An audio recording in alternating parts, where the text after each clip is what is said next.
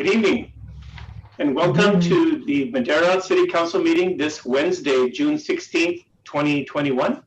It is 6 p.m. I hereby call to order this meeting. It is 6 p.m. This meeting will be conducted pursuant to the provisions of the Governor's Executive Order, which suspends certain requirements of the Ralph M. Brown Act.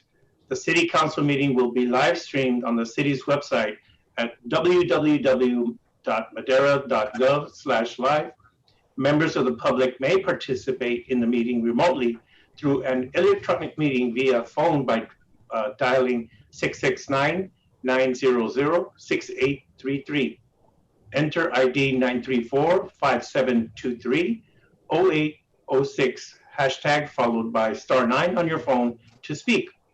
Comments will also be accepted via email at citycouncilpubliccomment@madera.gov or by regular mail at 205 West 4th Street, Madera, California, 93637.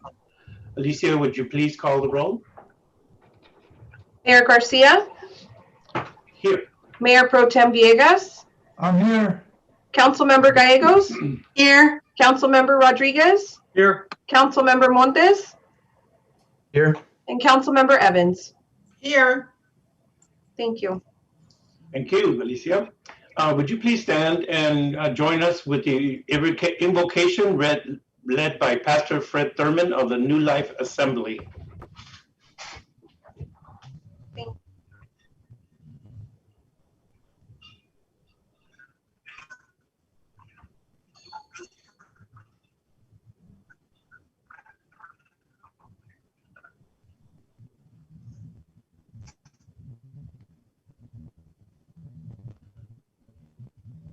Well, Heavenly Father, we thank you as we come together tonight for this City Council meeting.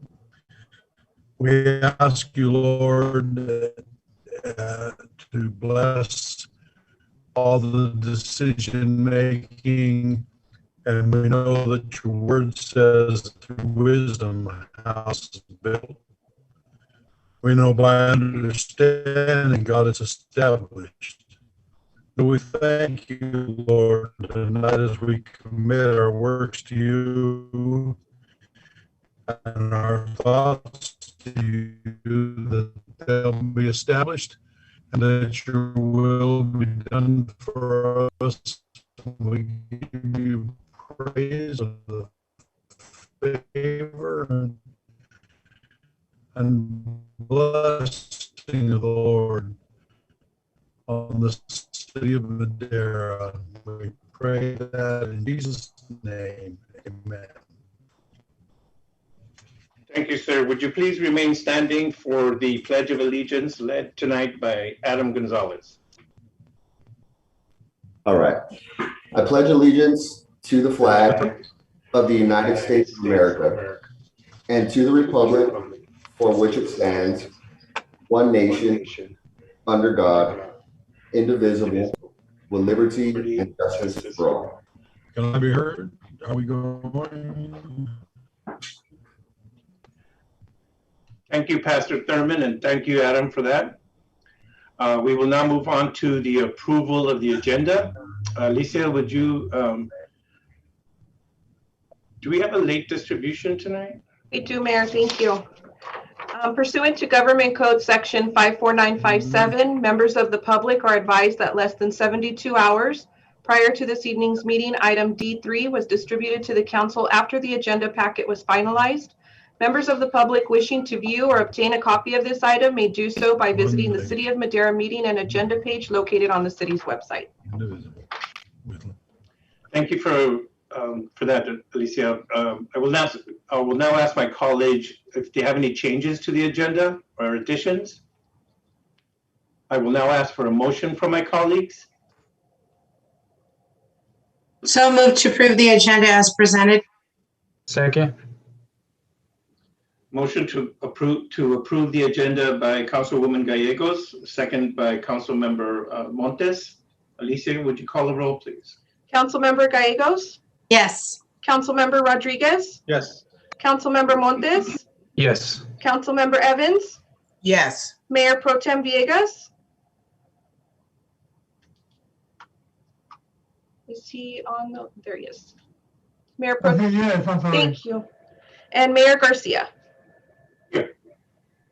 Thank you. Final vote, 6-0, motion passes. Thank you. We will now move on to public comment. The first 15 minutes of the meeting are reserved for members of the public to address the council on items which are within the subject matter jurisdiction of the council. Speakers shall be limited to 3 minutes. Speakers will be asked but are not required to identify themselves and state the subject of their comments. If the subject is an item on the agenda, the mayor has the option of asking the speaker to hold a comment until that item is called. Comments on items listed as a public hearing on the agenda should be held until the hearing is opened. The item is called. The council is prohibited by law from taking any action on matters discussed that are not on the agenda, and no adverse conditions should be drawn if the comment does not respond, if the council does not respond to public comment at this time. Alicia, do we have any members of the public wanting to address the council? Not at this time, Mayor. Thank you. I will now close public comment. We will move on to, there are no written communications. There is a presentation which I will read at this time. This is a proclamation in honor of Juneteenth Day from the Office of the Mayor, City of Madeira, State of California, June 2021. Proclamation, Juneteenth Day. Whereas African Americans enslaved in Galveston, Texas, first learned of their freedom on June 19, 1865, 2.5 years after the Emancipation Proclamation issued by President Lincoln became effective, and whereas since that time, June 19th has become known as Juneteenth and is recognized as the oldest known celebration of the end of slavery in the United States. And whereas since 1865, the observance of June 19th as Emancipation Day has spread across the United States and beyond. And whereas Juneteenth not only commemorates African American freedom, but it also emphasizes education, self-improvement, and the achievements of the African American community. It is marked with public readings of the Emancipation Proclamation and celebrations with family and friends. And now, therefore, it be resolved that I, Santos Garcia, Mayor of the City of Madeira, and on behalf of the entire City Council, do hereby proclaim the 19th day of June, 2021, in the City of Madeira as Juneteenth Day, signed this day, 16th day of June, 2021. Thank you. And be sure to join us this coming Saturday for our event at Courthouse Park. We do not have any introductions today. Is that correct, Arnoldo? Correct, Mayor. We do not have any this evening. Okay. We do not have, we do have a workshop, item A1. It's a street cross-section report by Mr. Helmuth. Mr. Helmuth? Thank you, Mayor, council members. I'm going to go ahead and share my screen now.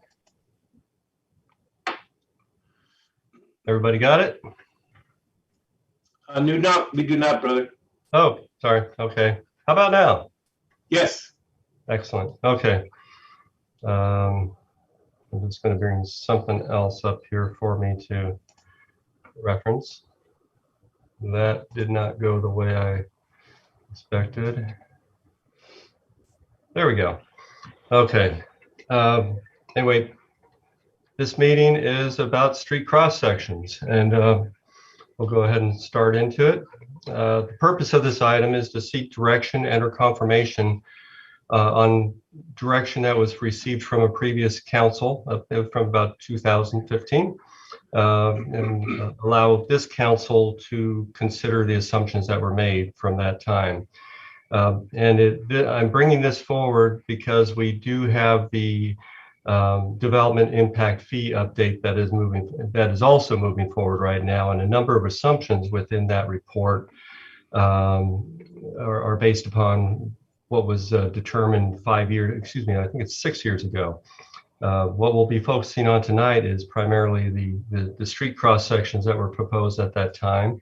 I'm also going to touch on undergrounding of overhead utilities.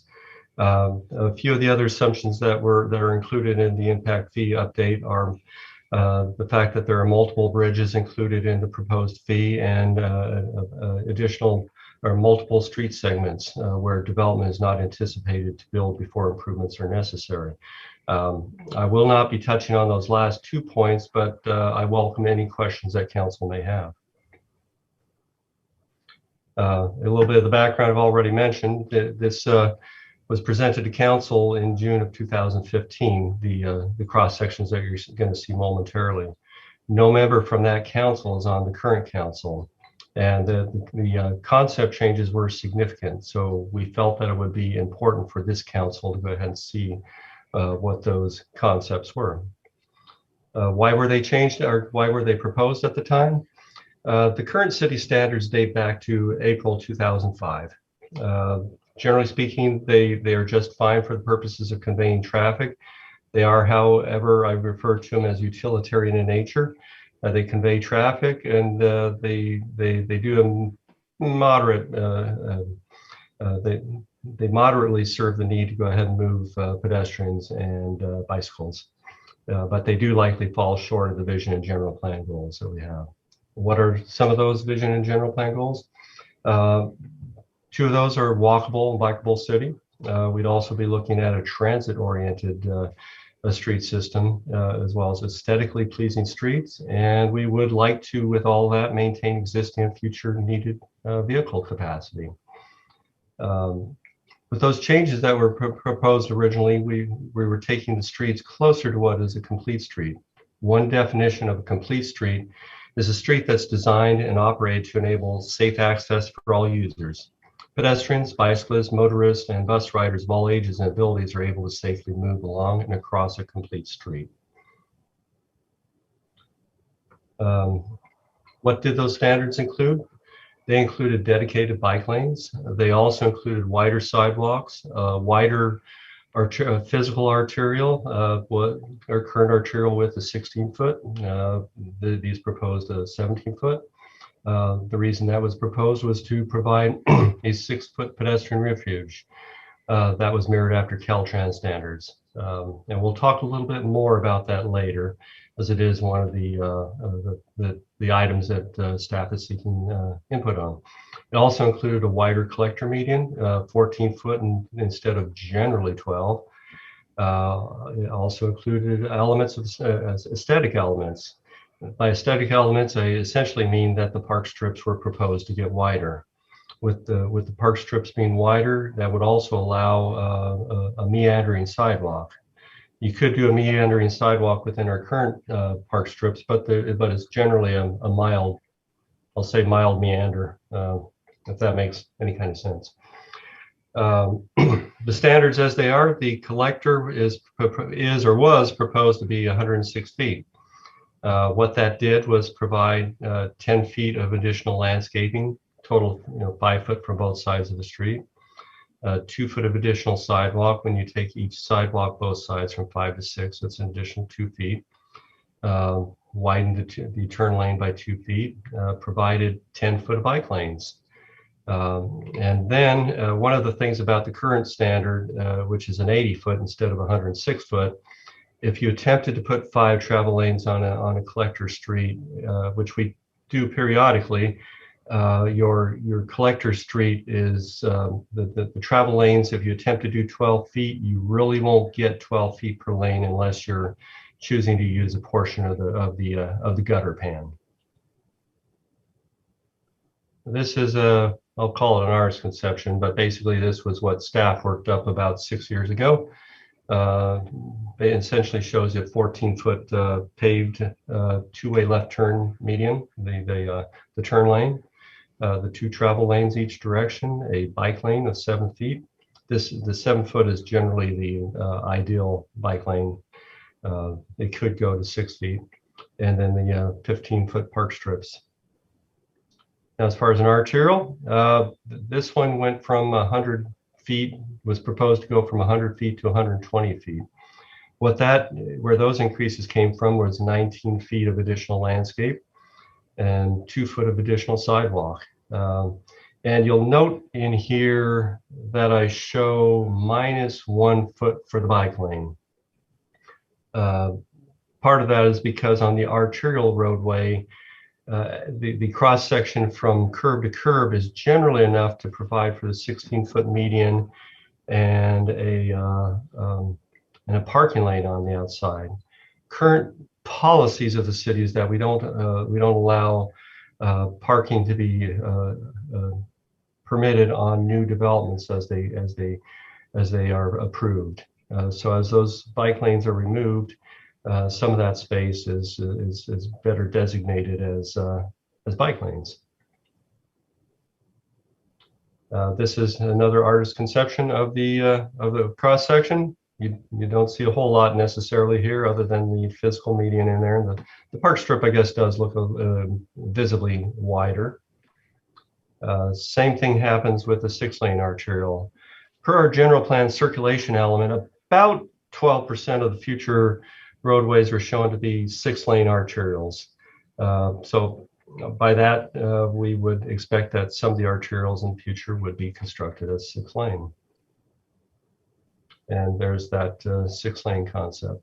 Not a lot of difference, though we do have a truck there in the middle.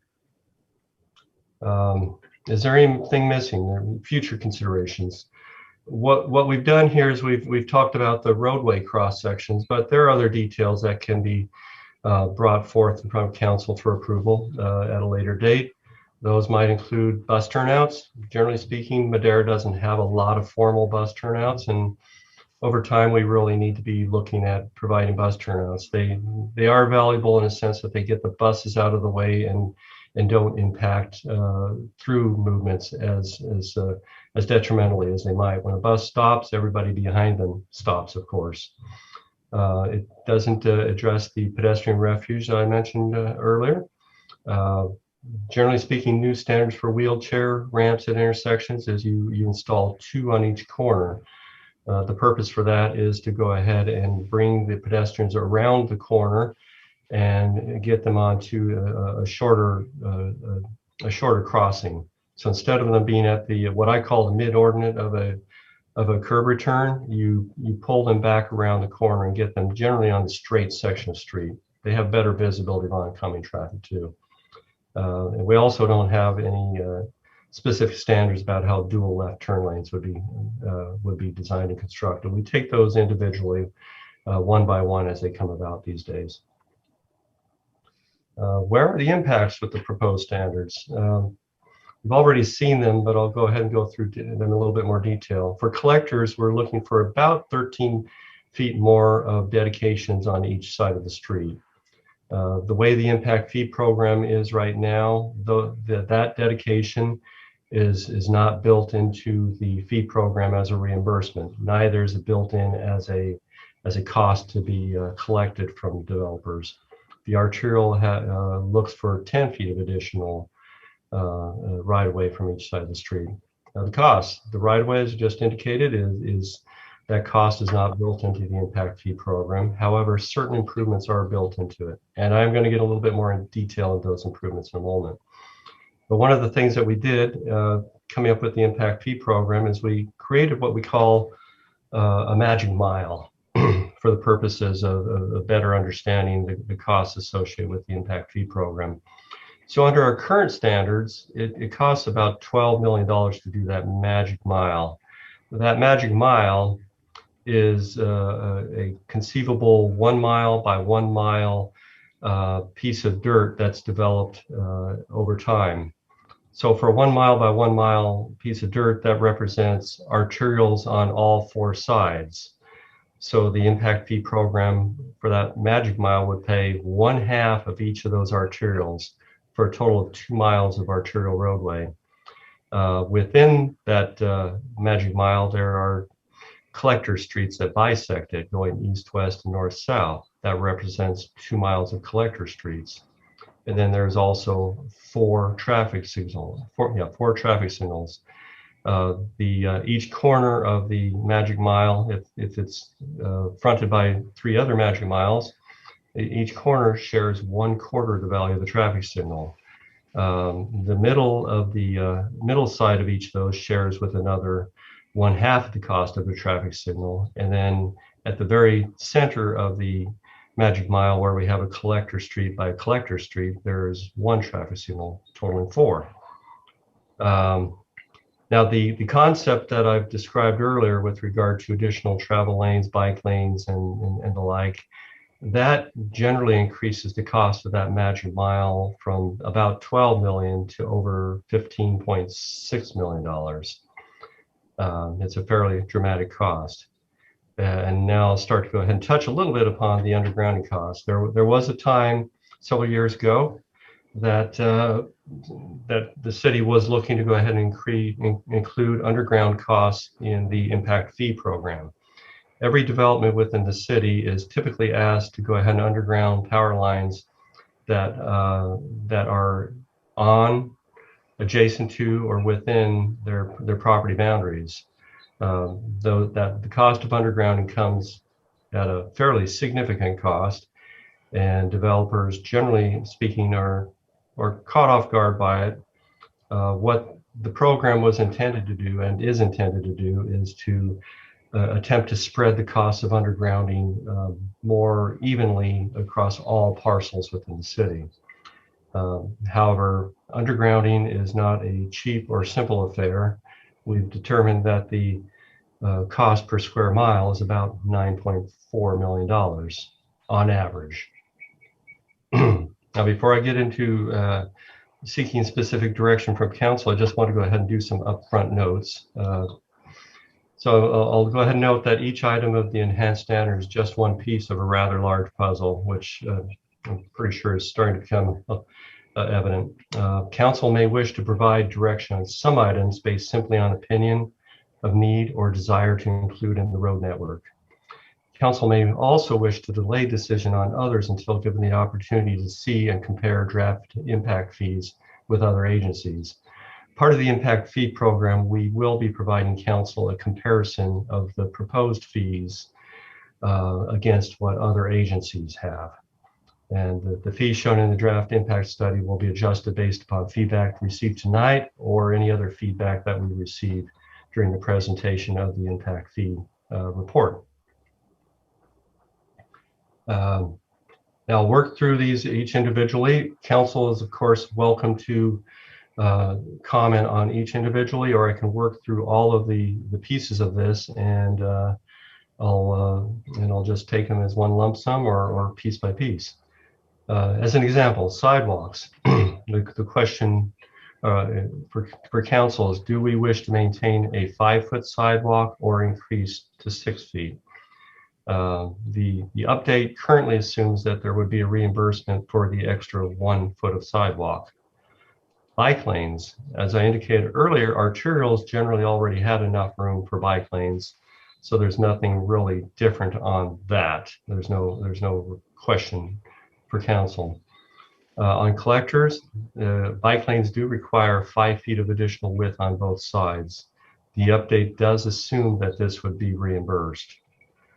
Arterial median width, maintain 16 feet or go to 17 feet. The update assumes that the additional 1 foot would be reimbursed. Our current fee program assumes that we reimburse the inside 3 lanes of an arterial or collector, whether that middle lane be a paved left turn lane or it be a physical median with landscaping. The collector median lane was shown to be increased from 12 feet to 14 feet. Question would be, do we continue with that? I'm happy to give additional insight into each one of these, by the way. The collector park strip, maintain as 10 feet or 15 feet. The update assumes reimbursing developers for the additional 5 feet of landscaping. On arterials, going from 10 feet to essentially 20.5 feet. Apologize for the getting very specific there, but that's the way it turned out from 6 years ago. So the update assumes reimbursement for extra 9.5 feet of landscape, about 4.5 feet or so from each side of the road.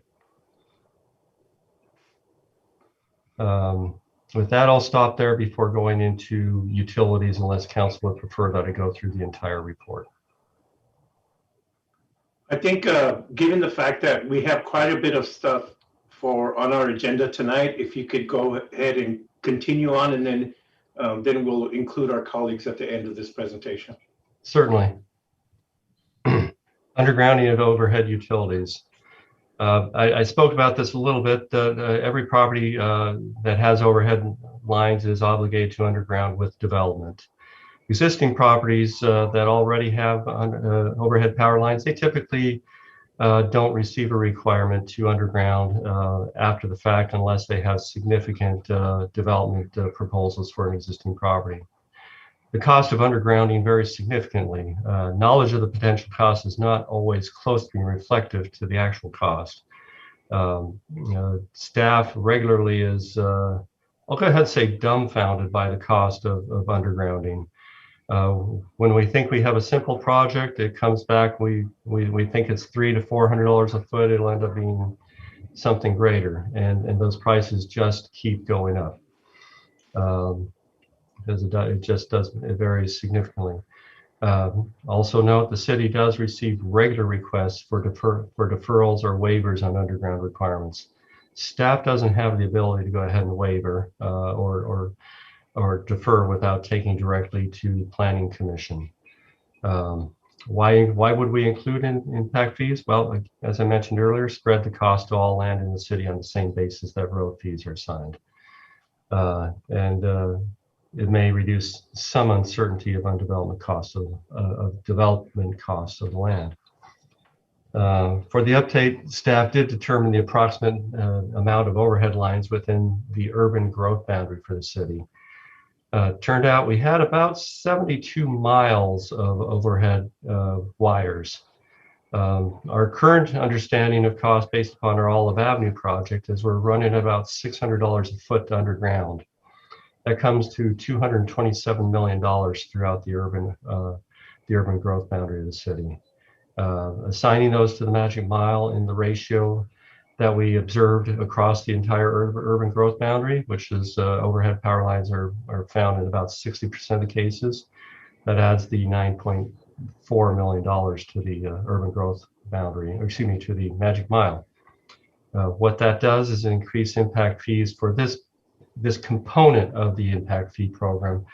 If we were to stick with the existing improvements, it would increase the cost of the existing arterial and collector cross sections by 79%. If council chooses to go with the enhanced standards for arterial and collectors, it would increase those by 60%. With that, I've completed my report, and I'm happy to take any questions. Arnoldo, I'm going to let you go first. I don't see any hands raised from my colleagues, and we are looking at time, but this is a presentation only at this time? Yeah, no, please. Oh, thank you, Mayor. So, and this is a presentation this evening. If any council members had any gut reactions to anything that Keith just said, we would appreciate any comments. The item that Keith presented, it's a highly technical item. It's not easy to process, but it has enormous impacts to the city today and the city moving forward in terms of cost of development, and it's technical in nature. And so with that being said, I think it would be appropriate for us to come back to council after you heard it tonight, and then we can start the dialogue. It does have a direct impact on the timing of the development impact fee program, because these are figures that have to be incorporated in the fee program. The one thing, it's truly a balancing act for both staff and the community and council, in that I think we all want wider streets with more lush landscaping, with wider sidewalks, with bike lanes, with undergrounding of overhead utilities. The challenging part with this is that it comes at a cost. And for every foot of additional landscaping, which looks really nice and it looks great, that's an increased cost to the developer, hence the property owner, which is typically homeowners. And so as we're moving forward with this, we understand that we threw a lot of information at council this evening. Again, it's technical in nature, but I think it would be appropriate for us to come back to start going through some of these items, because again, we understand that it's complex, but one of the reasons that we did want to put this out to council this evening, it's everything always comes down to timing on the development impact fee program. And when Keith and his team and I were talking about the status of the development impact fee program, there's some very there's some costly items in there. And prior to us saying yes to them, we thought, because the last time council discussed this was a number of years ago, prior to anyone on this council being here, we thought it'd be appropriate to at least broach it with council, to throw it out there to see if anyone had just a gut reaction. But so hopefully that provides council with a little bit of context, with some background in terms of why is this item here before the council this evening and what the purpose is. So if that's okay, Mayor, I'll turn it back over to you. Yeah, and I appreciate the work that is being done in this item, but there is no written report that we could have, as far as I can tell, that we could have read something. So basically what we're doing is giving a lot of information in a very short period of time, and which would not allow the council to make any kind of an educated decision. So what I would like to do is defer this for a later time, understanding that there's time limits, and I'm assuming there's time limits. I haven't even asked you that question yet. But understood that this is something that we need to do. We've been discussing this item since I've been on the council since 2018. And I'm very thankful that we're getting this done. But if we could have this item pushed back to a later council meeting after we get rid of these other things that we have on our plate, I would really appreciate that. I couldn't hear you, Arnoldo. Did you say something? I was saying absolutely, Mayor. Okay. Do you still wish to speak, Mr. Jose and Cici? Yes. Go ahead. Yeah, so I just wanted to reiterate that. So you mentioned time constraints. Arnoldo, do you have a timeline of when we want to get this for the impact study? Obviously, the sooner the better. We're attempting to move as aggressively as we can on the development impact fee study. I think the best person to probably respond would be Keith, but obviously, the sooner we have the feedback, the faster we can move the study forward. Am I speaking out of turn here, Keith? No, you are not. I agree with that. As we collect information, we start to get a better understanding of where things are. Anything and everything in the transportation is going to have an impact. Some items will be more outsized or have much more impact than others. As you can see, some of those items are very expensive, and they do flow through, and they do show up in the individual fees paid by houses or commercial or office, whatever you may be talking about. So I'm sorry, Arnoldo. I'm sorry, I'm not done yet, Mr. Mayor. So I still didn't get a timeline or a date. How soon do we need to have this done before the impact study? I'm ready to, anything that I get, I'm going to move into the study immediately. I do have spreadsheets that generally will reflect it instantaneously, and then I will be passing along to the impact fee consultant. He is about there's 12 chapters, I believe, in the report. He's through about 8+ of them, and he's cooking at the moment. Where he ends up is when he completes is generally up to us at this point. I'm sorry, Keith, I hate to interrupt you, but I just want to get some dates. Do we have any dates as far as when we anticipate on having this? Okay, you mean when we're going to have the impact fee study, or when this? Correct. Yes, when? I would anticipate that you could have the impact fee study in about. I'm going to go ahead and backpedal. I apologize, but I'm going to backpedal. I do need to go ahead and confirm whether we're going to bring this in front of council as the first presentation. Determine whether council ultimately will want to go ahead and have developers participate in review of the study itself first. We can do it both ways. We can present it to council with an invitation to developers, and they can present their thoughts, their concerns for the very first time at that moment, or we can go ahead and do a separate meeting that we invite developers to. I feel fairly certain that there's going to be some lively debate with regard to the fees.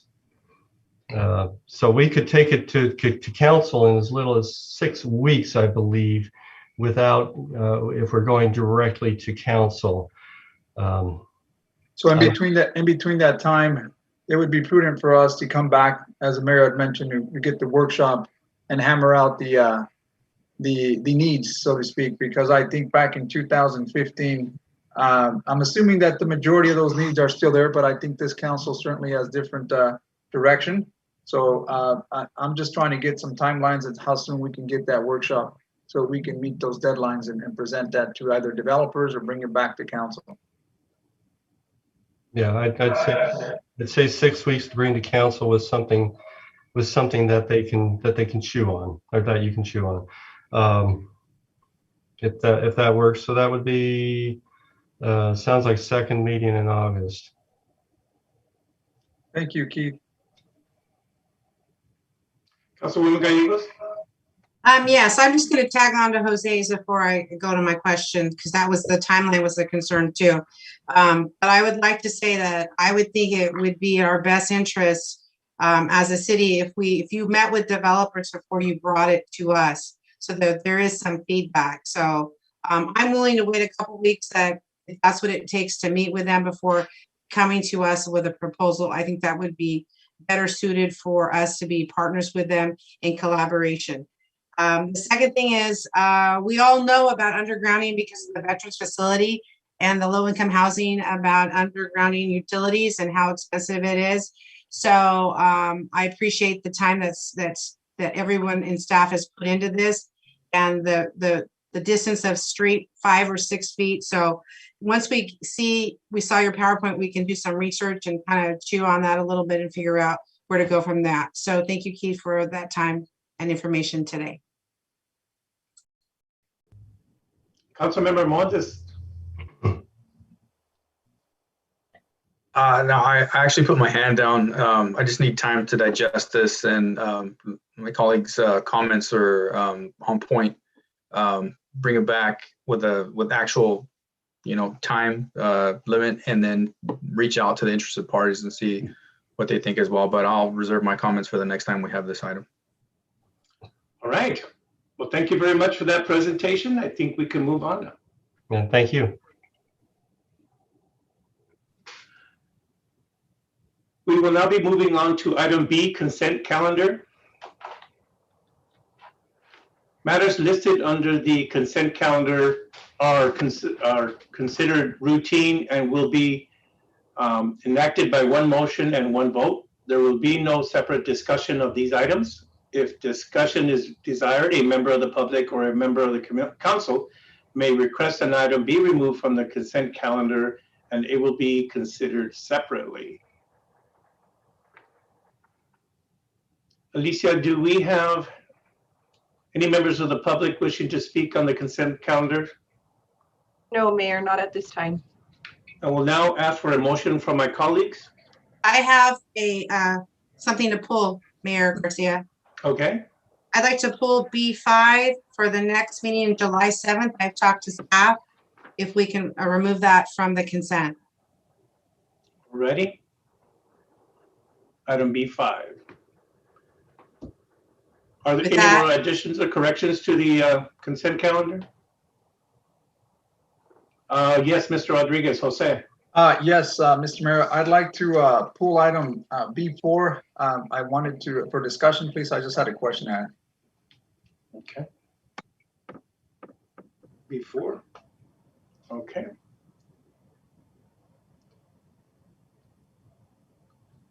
Alicia, would you please call the roll call? Mayor, are we gonna move forward with the discussion and then motion Oh, yes, yes. on I item apologize. B4?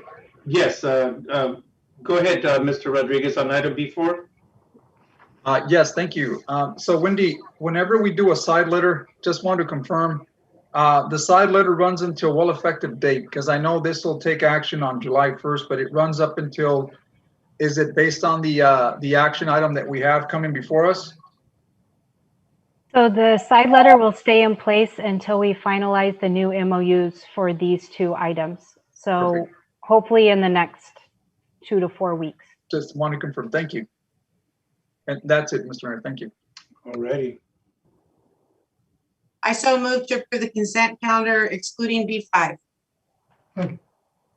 I second. Motion to approve the consent calendar minus B5 by Councilwoman Gallegos, second by Councilwoman Evans. Alicia, would you call the roll, please?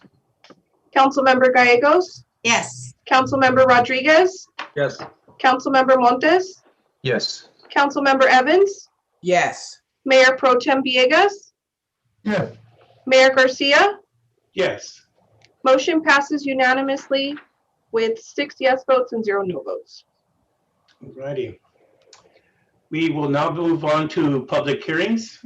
On item C, item C1, public hearing to approve the Community Development Block Grant CDBG COVID-19 Round 3 funding allocations and approve subsequent agreements. I believe, Yvette, is this yours? Yes, sir. Thank you. Yvette, may I just add something before you jump in? I apologize, Mayor. Earlier, you had asked me if there was any introductions, and I said we did not.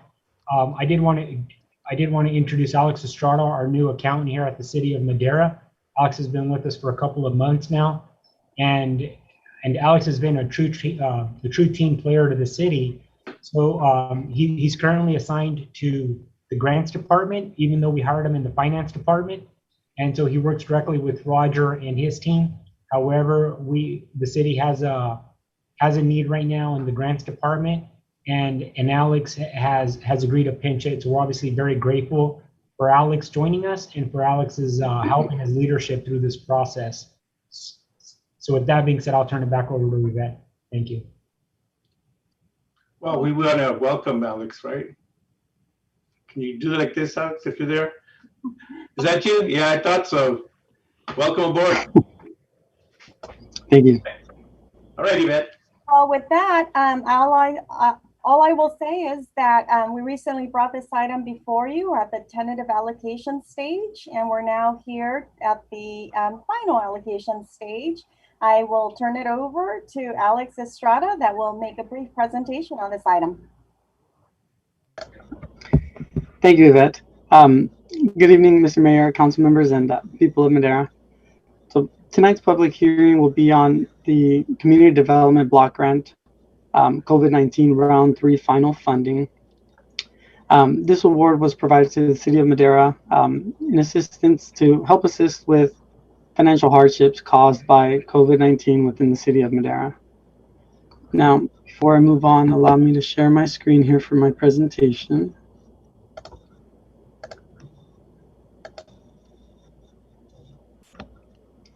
Can you see my screen there?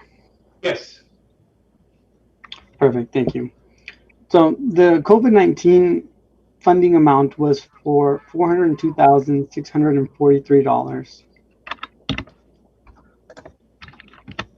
Now, the objective of tonight's public hearing is for council to receive input from the public before council makes final allocations for the CDBG COVID-19 Round 3 funds. Then for council to make final funding allocations and adopt resolutions to enter into an agreement for services with the subrecipients. Taking a little step back, talk about the funding priorities for CDBG for the COVID-19 funds. So back on May 6th in 2020, there was public comment received during the City Council meeting to determine the funding priorities for the COVID-19 funds. It was determined that the areas that needed assistance were for rental and mortgage assistance, food assistance, utility billing assistance, and small business assistance. Back on September 11th of 2020, the city received a notification, letter of allocation, an allocation letter of $402,643 from HUD. Now, back in May 3rd of 2020, the Block Grant Commission met to discuss and evaluate the submitted applications for the COVID-19 Round 3 funds. Now, Council met on May 19th of 2021 and voted unanimously to approve their tentative allocations. The Block Grant Commission and the City Council allocations were identical. The Madeira Coalition of Community Justice was awarded $280,321 for their program for rental assistance and utility shutoff prevention. CAPMC was also awarded an amount of $122,322, also for rental assistance and utility shutoff prevention. Now, there was a public review and comment period. During the May 19th council meeting, there were no public comments during the meeting. There was a 5-day public comment period after the meeting, which expired May 24th, 2021 at 5 p.m. and also without any public comments received. Now, our next steps, we would like to request the council to open the public hearing for council to make final funding allocations, to adopt resolutions approving the CDBG subrecipient agreements for services. Staff will then submit a substantial amendment to the 2019-2020 action plan with the finalized COVID-19 Round 3 fund activities for HUD's review. And lastly, city staff will respond to any questions or concerns HUD may have regarding the substantial amendment. At this time, I will be open to any questions or comments, whether before or after the opening of the public hearing. Lisa, do we have any public comment on this item at this time? We do not, Mayor. Okay.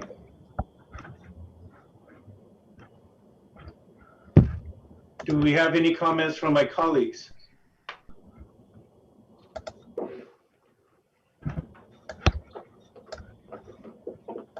So are we going to make a motion on both of these, or are we going to do them separate, Hilda?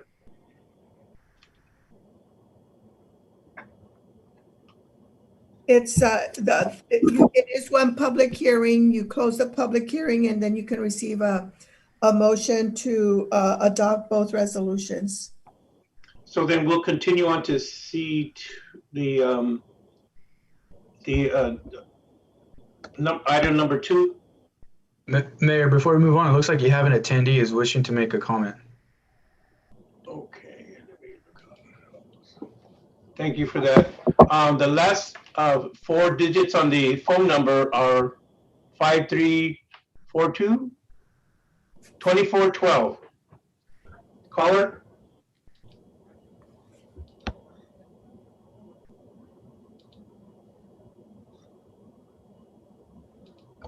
There we go.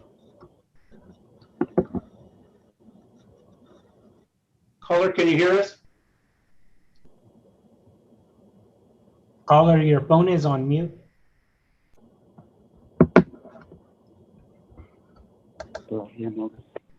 Oh, there it goes. Yes, caller, go ahead.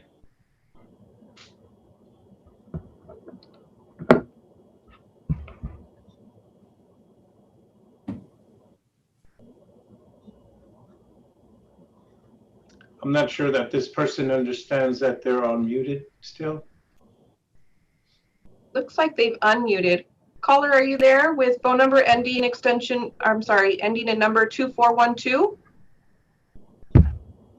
Yes, I'm sorry. I think I was waiting for C2. I don't know if you guys can hear me. Yes, we can hear you, but we're currently on item C1. Yeah. So. Okay, yeah, I'm sorry. I had to wait for C2. Okay, thank you. You're welcome. And Mayor, with respect to C1, there are two resolutions, the presentation and the public hearing with respect to both, so you can receive one motion. If you wish. We can move on to C2. So it's appropriate to move on to C2? No, I would recommend you complete C1. It's one item, but it includes two resolutions. Okay. So we need to have public comment on C1, item 2? No, sir.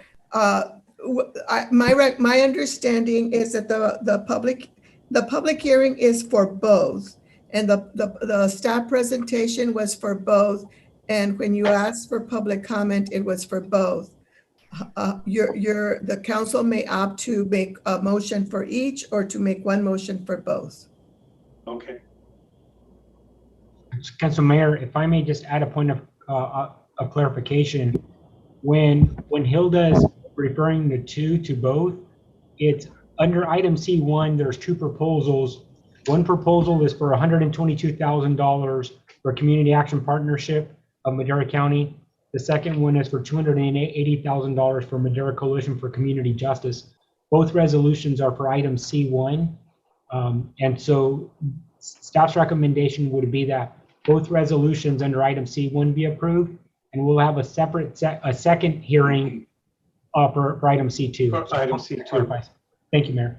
So do we have any comments under item C1, 1, and 2 from my colleagues? Seeing none, then I will ask for council action on this item C1. Move to approve item C1 as presented. Second. So I'm sorry, are we presenting these individually, Hilda, or we can do both, right? The motion is for both resolutions. Perfect. Under C1, 1, and 2. Correct. Right. Okay. Motion made by Councilmember Montes to approve item C1, 1, and 2. Second by Councilmember Villegas. Alicia, would you call the roll, please? Councilmember Gallegos? Yes. Councilmember Rodriguez? Yes. Councilmember Montes? Yes. Councilmember Evans? Yes. Mayor Pro Tem Villegas? Yes. Mayor Garcia? Yes. Motion passes unanimously with 6 yes votes and 0 no votes. Thank you very much, Alicia. I will now move on to item C2, public hearing on the Cdbg Grant 2021 Action Plan allocation. Under this item, there's only one recommendation. We have a caller, I believe, with the last 2412 last digits. Go ahead, please. Mr. Mayor, I would recommend that you open the public hearing. This is a public hearing. You allow staff to make the presentation and then ask for public comment. Thank you. I'm a little befuddled today, if you haven't noticed. Go ahead, Yvette. Well, good evening again, Mr. Mayor, council member, members of the public. My name is Yvette Iraeta, and I'm the city's grant administrator. This is our public hearing for the Community Development Block Grant 2021-2022 Action Plan. I just want to start first by thanking the Block Grant Commission for all of the work that they've done to get us to this hearing. I can't say enough of how great they've been, how thorough. They spent time reviewing the applications, which is not easy to do, and evaluating the various factors that need to be taken into account when making a recommendation.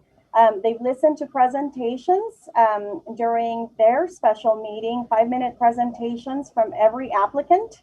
And some of them took it upon themselves to visit the sites of these applicants and to interview them and follow up with questions on their own time as well. So just want to highlight the great work that they've done, how thorough they've been, and it's been an absolute honor and pleasure to work with this group I also want to let council know that for this round, we have some new applicants. It's always exciting to see new applicants and new proposals, and we'll go over that in just a minute.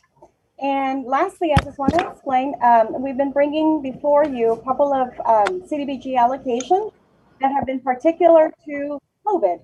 This one is our traditional annual allocation, which is the allocation that the city received from HUD. And so it's our traditional one. Just wanted to make that clarification. I will now begin my presentation and share my screen.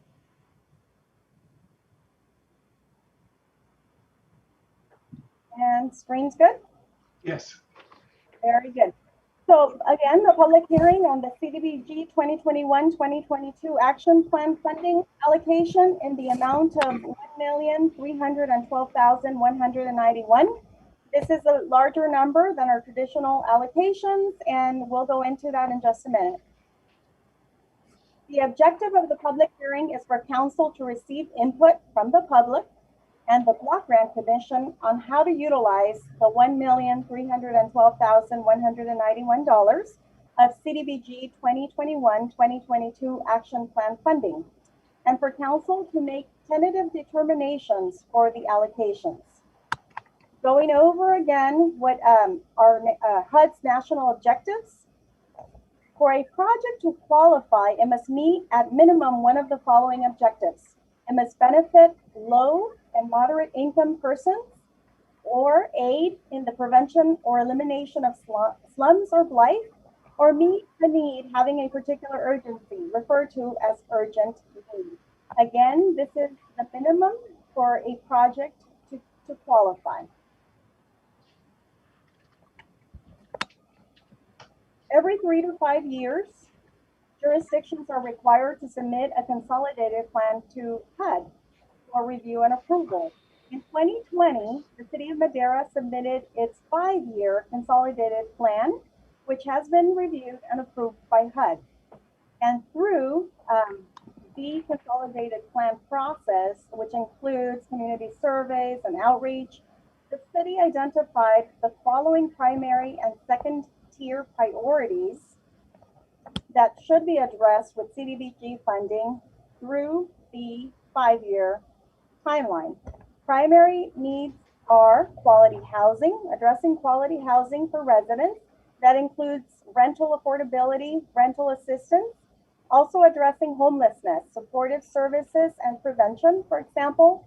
And then second tier needs include neighborhood revitalization, infrastructure improvements, streets, roads, lighting, that sort of thing, and community centers improvements such as parks and senior centers, community centers in general. We have talked about City of Madeira being entitlement community. That means that we receive the annual funding provided that we go through this process in developing an annual action plan. And each year we received an annual allocation. For this year, the allocation was determined to be $949,042 for the City of Madeira. But there are some instances when prior year projects are completed and there are remaining funds, and those funds need to be reprogrammed into a future year's allocation. So we are bringing before you some remaining funds from previous years for allocating this year, and that includes the following amounts from previous allocations. Many times we're being volumes of information of text to you and don't have much of an opportunity to show you some visuals of the projects that are getting done in the community. So we wanted to take a brief moment to highlight just a few projects. This is a picture of the hawk signal work that is currently in progress. That's on Gary Lane and Stadium Road. There's also a picture here of the shading structure at Centennial Park. This is a roof repair done by Habitat for Humanity. There's rehabilitation projects. And then the Valentine's totes for seniors during COVID-19. So as you can see, this type of funding covers a lot of ground, various types of projects that take place. And we wish that we could definitely have more funding, but I think great work is done with the money available each year. So the requested grant funding by applicants is on the screen. This was a very competitive year, I will say. There were 2 applicants for administration, 8 applicants received for public service. The total ask for public service was $371,338, and only 142,356 is available under that category. As we've mentioned before, there is a cap of 15%, and the 15% is not of the entire 1.3 million, but rather of the allocation amount. So again, it restricts the funding along those categories for administration and for public service. Capital projects does not have a cap, and if council would desire to do so, can allocate the entire amount, 1,312,191, towards capital projects, public improvements. So I will be turning it over to the chairperson of the Block Grant Commission in just a minute, but I wanted to start by just going over their recommendation for the administration category. She wanted me to cover this one. So for administration, we received 2 applications. One was by the City of Madeira. That's the City of Madeira Grants Department that administers the program. And the request was for the entire amount, $189,808. The Block Grant Commission is recommending $169,808. And CAPMC, Fresno Madeira Continuum of Care Program, is requesting $20,000. And the Block Grant Commission is recommending $20,000 be allocated to CAPMC to conduct their annual point in time count. And this is something that HUD does require that jurisdictions carry out. So it is something that whether CAPMC executes or City of Madeira, we are required to conduct such work. The chairperson also wanted me to go through this quickly, and then she will explain under this category how they've derived at their recommendations.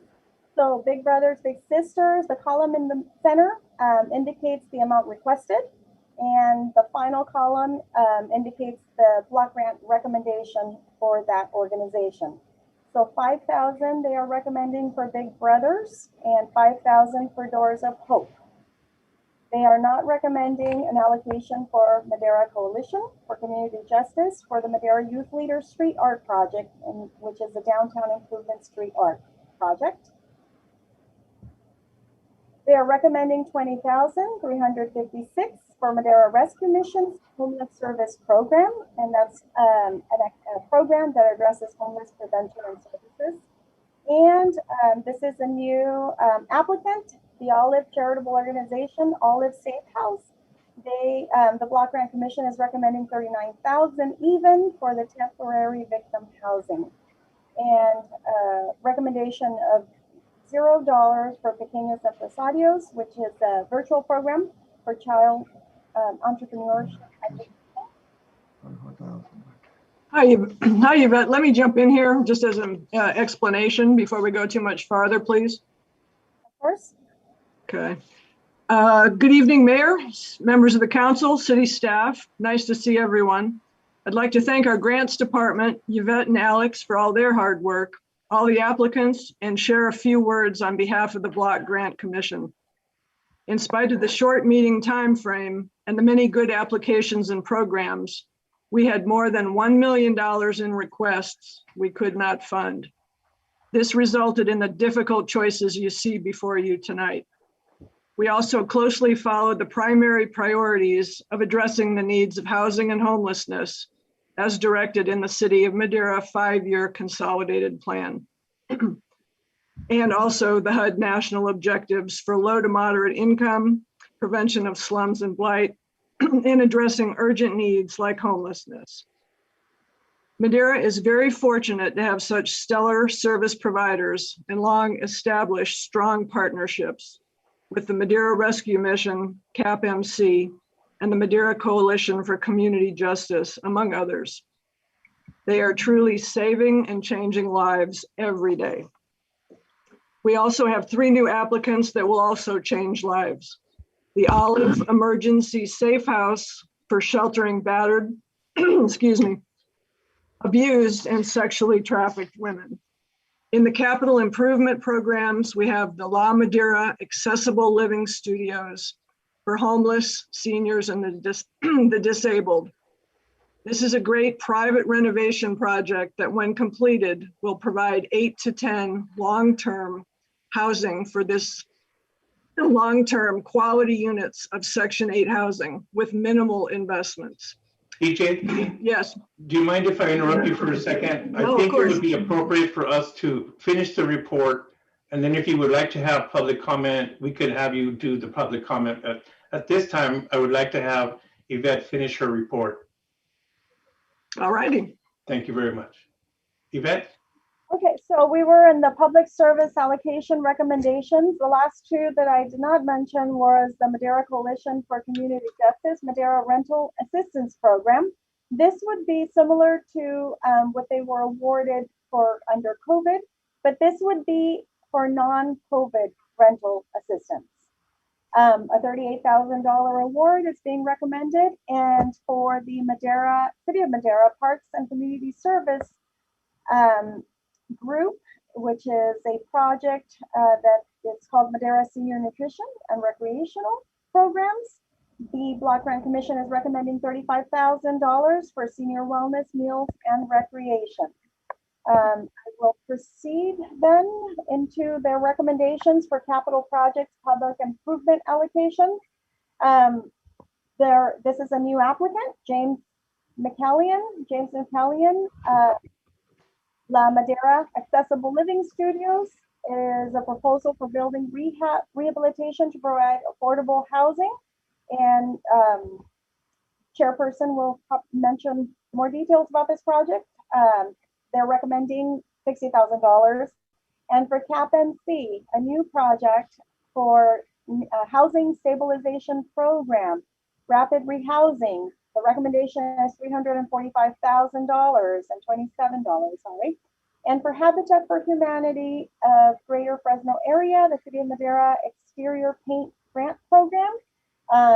It's exterior painting rehabilitation in the City of Madeira neighborhood.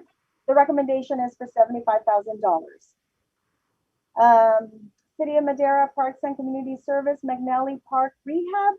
The recommendation is $0. And finally, the City of Madeira Public Works Department, Sidewalk and ADA Corner Ramp Improvements Project. The recommendation is $500,000. So I'd like to turn it over to the chairperson to explain any additional details regarding these recommendations at this time.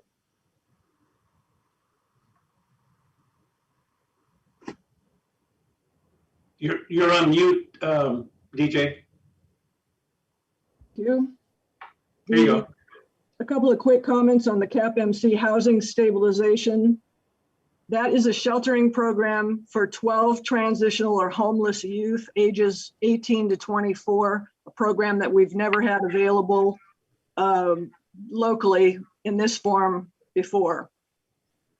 Under the infrastructure needs, the Public Works Department application is also new, and it's a unique opportunity to repair or replace $500,000 worth of sidewalks in underserved and low-income areas in a short amount of time without adding to the load of the engineering department.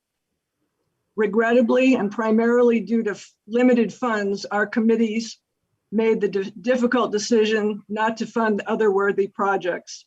and to postpone the playground redo at McNallick Park, which had timeliness and COVID disruptions until the next round of funding, which we hope to be next year. Hopefully, the City Council will also see fit to fully fund the excellent parks and senior nutrition fund program out of the general fund. Thank you. Any questions? We will now open it up to public comment. Mr. Mayor, I have 2 more slides. If I... I'm sorry, Yvette. I thought we were done. Go ahead. So just let me conclude by discussing the next steps. Sorry. So this also requires a 30-day public review and comment period, which will begin tomorrow. The council make tentative allocations this evening. All interested parties are invited to provide comment to the city to consider before finalizing allocations. We would like to request that public comment be provided in writing to the following address listed on the screen: 205 West 4th Street, Madera, California, 93637, or by email at estrada@madera.gov. The public review and comment period will expire at 5 p.m. on July 16, 2021. And then finally, our next steps are to request that council open the public hearing, that council consider the block grant recommendations for the 2021-2022 action plan, that council make tentative allocations, and we will bring back our schedule for now is to bring back the request for final allocations during the July 21st meeting. Staff will bring written comments received during that meeting for council to consider. And after that, once we have final allocations, we will be submitting the 2021-2022 annual action plan for HUD's review. That concludes my presentation, and we can answer questions now or following the public hearing. Thank you very much for that report. We will now open public comment. If members of the public, Alicia, do you have any public comment at this time? There, it looks like we have the caller from earlier with phone number ending in 2412 on the line. Caller, can you hear us?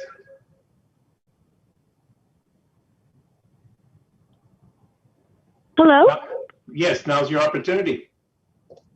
Okay, perfect. So good afternoon to the Board of Directors of the City of Madeira. My name is Stephanie. I represent the Foundation of the Small Entrepreneur of the City of Madeira.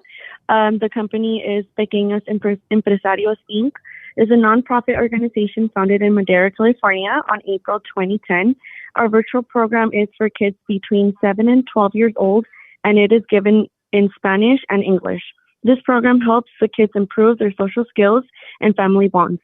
Our playful approach helps children develop their self-esteem, increase their social skills, and gain finance and environment knowledge.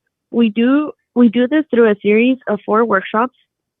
Children also get to practice their first language. We have requested the amount of $44,900.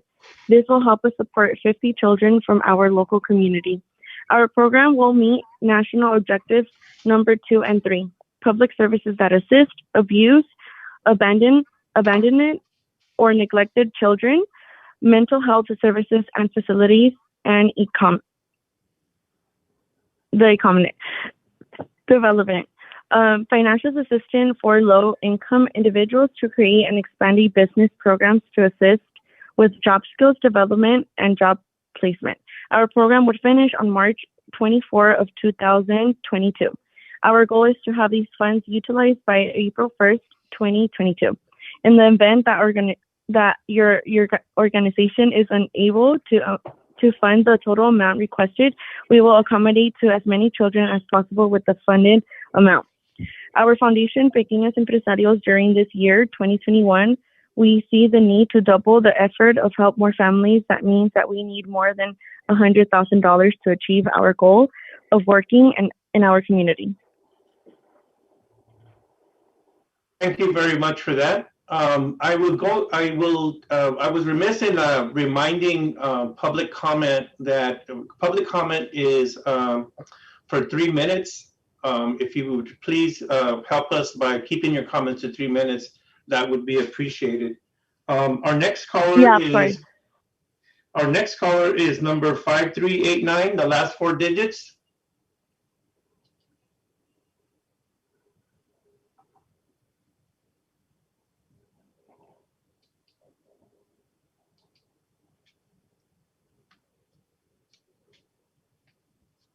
Caller 5389, if you would unmute yourself, please.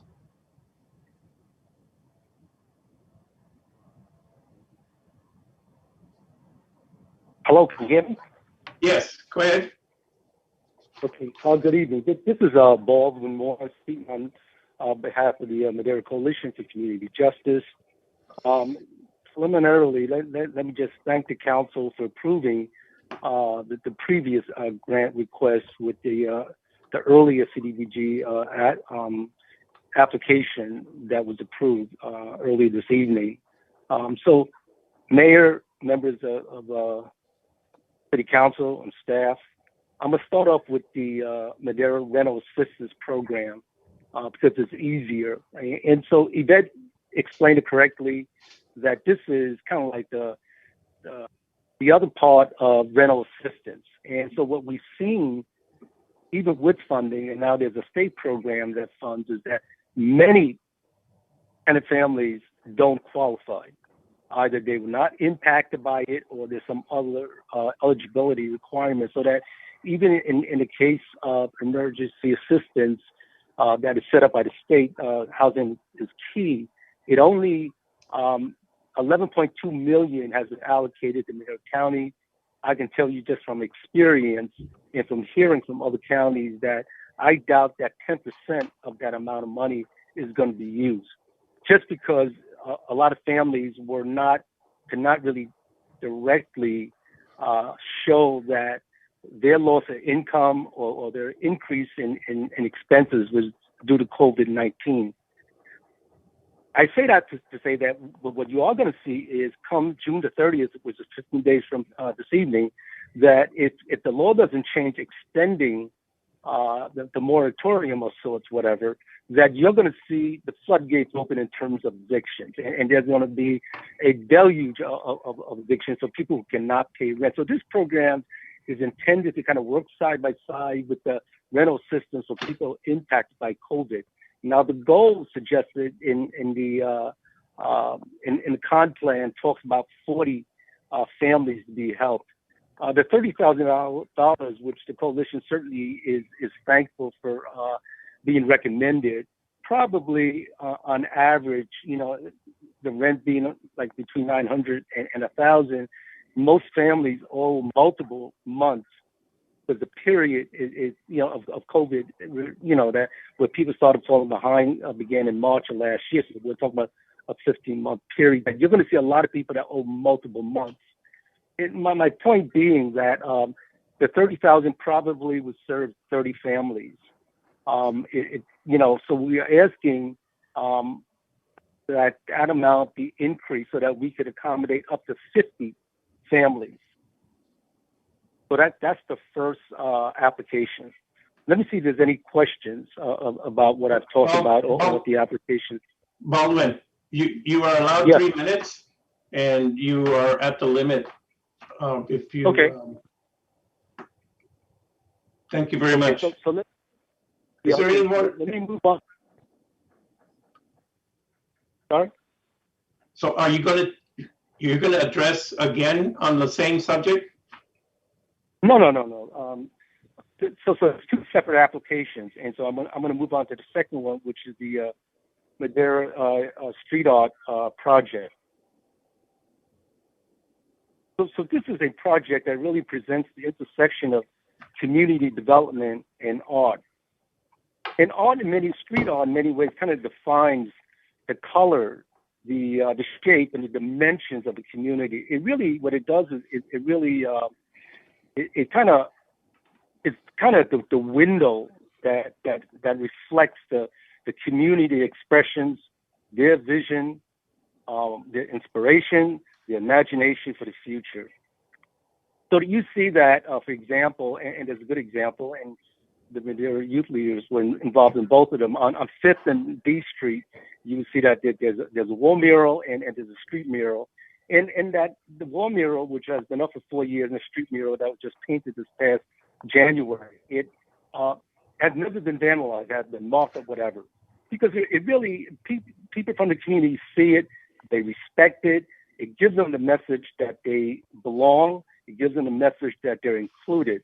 And so this is really important. A lot of times people think about, and I understand that in the second tier neighborhood revitalization, they think about that in terms of bricks and mortar, but it's much more than that.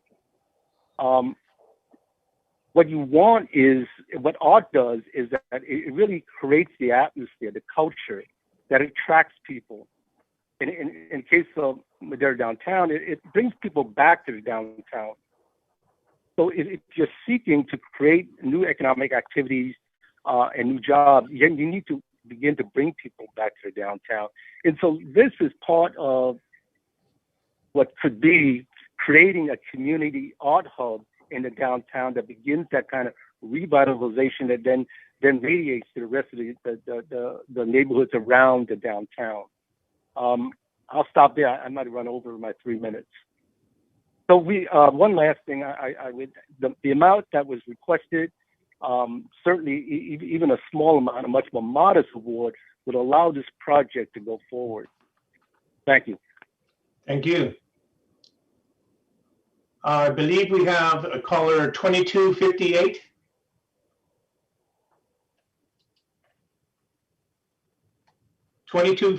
The last 4 digits.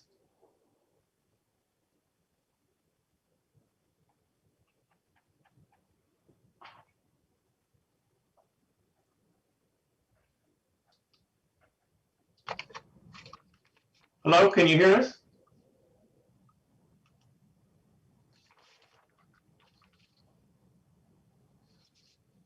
Good afternoon. Can you hear me? Yes. Hi. This is Marina Hartunian from Habitat for Humanity. Good evening, everyone. Just wanted to, address that we also, Habitat for Humanity, Greater Fresno area, serving Fresno and Sierra counties, has applied for Cdbg funding to carry out exterior paint program in Madeira. So the program is going to include not only exterior paint, but also lead remediation and exterior wall repairs in order for the properties to address the exterior paint activities. And it responds to basically all the requirements and the key points of the funding, which is, serving the low-income homeowners and remediating blight, and the homeowners will be under the 80% AMI of the area, of the area. So that's one of the things that I wanted to highlight. And also, in our second year of supporting the housing rehabilitation in the city of Madeira, we just recognize the importance of the investment to safeguard the health and safety of the Madeira residents. And a home's exterior condition is the most visible sign of this investment and a key component of neighborhood improvement. So we're trying by this to complement what we're doing already, which is the critical repair program. We also do acts of kindness, and we also have the new home construction project going off of Washington and Malone. And so I think this will be a program that will be all-encompassing and remediating blight and giving that first layer of defense, because that's what exterior paint program is. It's not just aesthetical, but also providing the element of safeguard for the houses and giving that fresh look and revitalizing the neighborhoods of Madeira. Thank you. Thank you very much. I believe I have 3945 as the last 4 digits. Oops, we already had that one. Never mind. Alicia, do we have any more public comment? I don't see any besides those. I see callers on the line, but no one with their hand raised, Mayor. Yeah, I don't have any emails. No, not at this time. Okay. All right, no emails. So it would be appropriate to bring it back to my colleagues. We can start having a discussion on tentative proposals.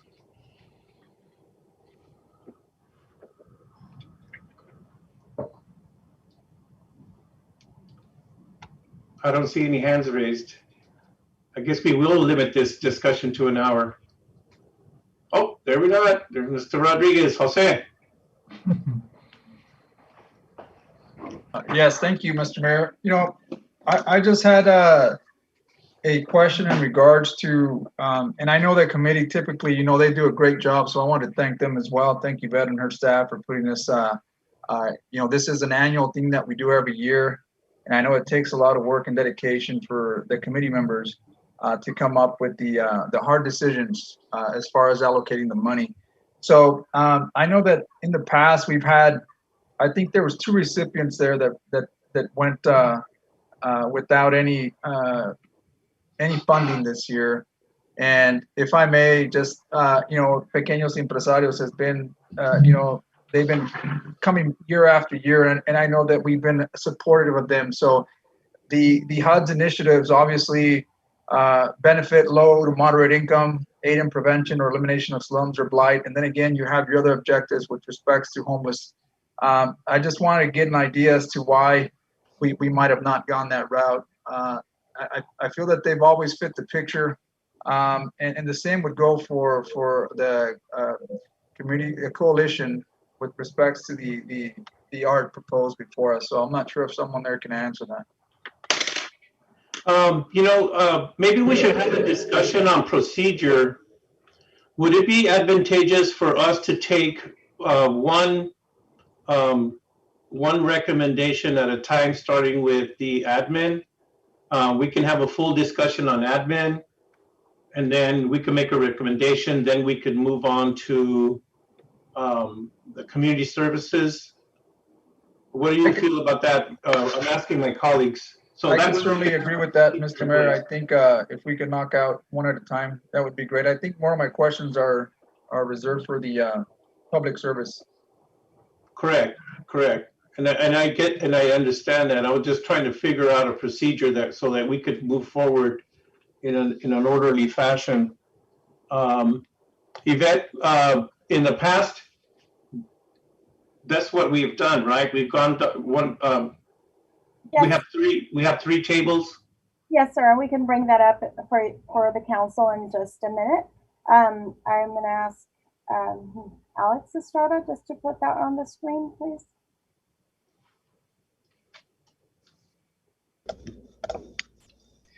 Can everyone see my screen there okay? Yes.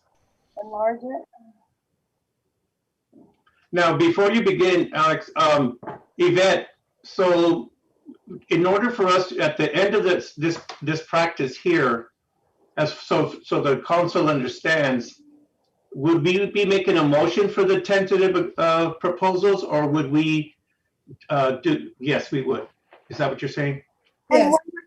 Okay. I'd like to propose one thing. If Hilda's okay with this, go through all of the categories, because you might want to make changes at the end. Correct. So yeah, you want to be able to come back. Okay. Thank you. That's helpful. Go ahead, sir.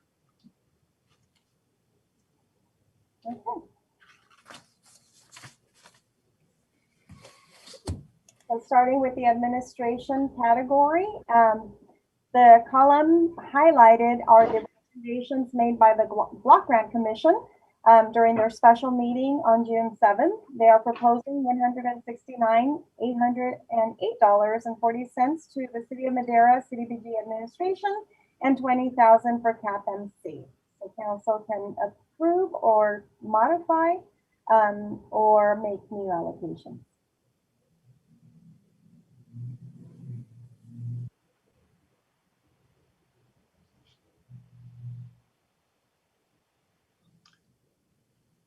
I have Mr. Rodriguez. Jose?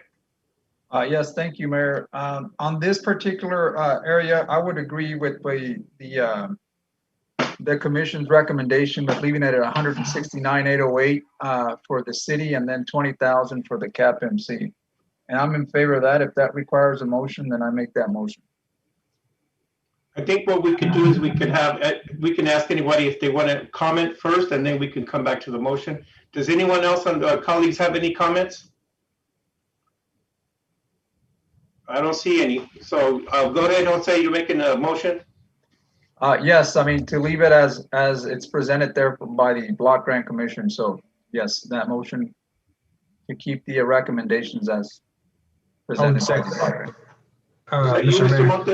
Yeah, I would second that. Seeing as that we can't increase any of the allocations, the only thing we could do is move them around. Correct. Right. Okay, So motion by Councilmember Rodriguez, second by Councilmember Montes. Alicia, would you please call the roll? Councilmember Gallegos? Yes. Councilmember Rodriguez? Yes. Councilmember Montes? Yes. Councilmember Evans? Yes. Mayor Pro Tem Villegas? Yes. And Mayor Garcia. Yes. Motion passes unanimously with 6 yes votes and 0 no votes. Thank you.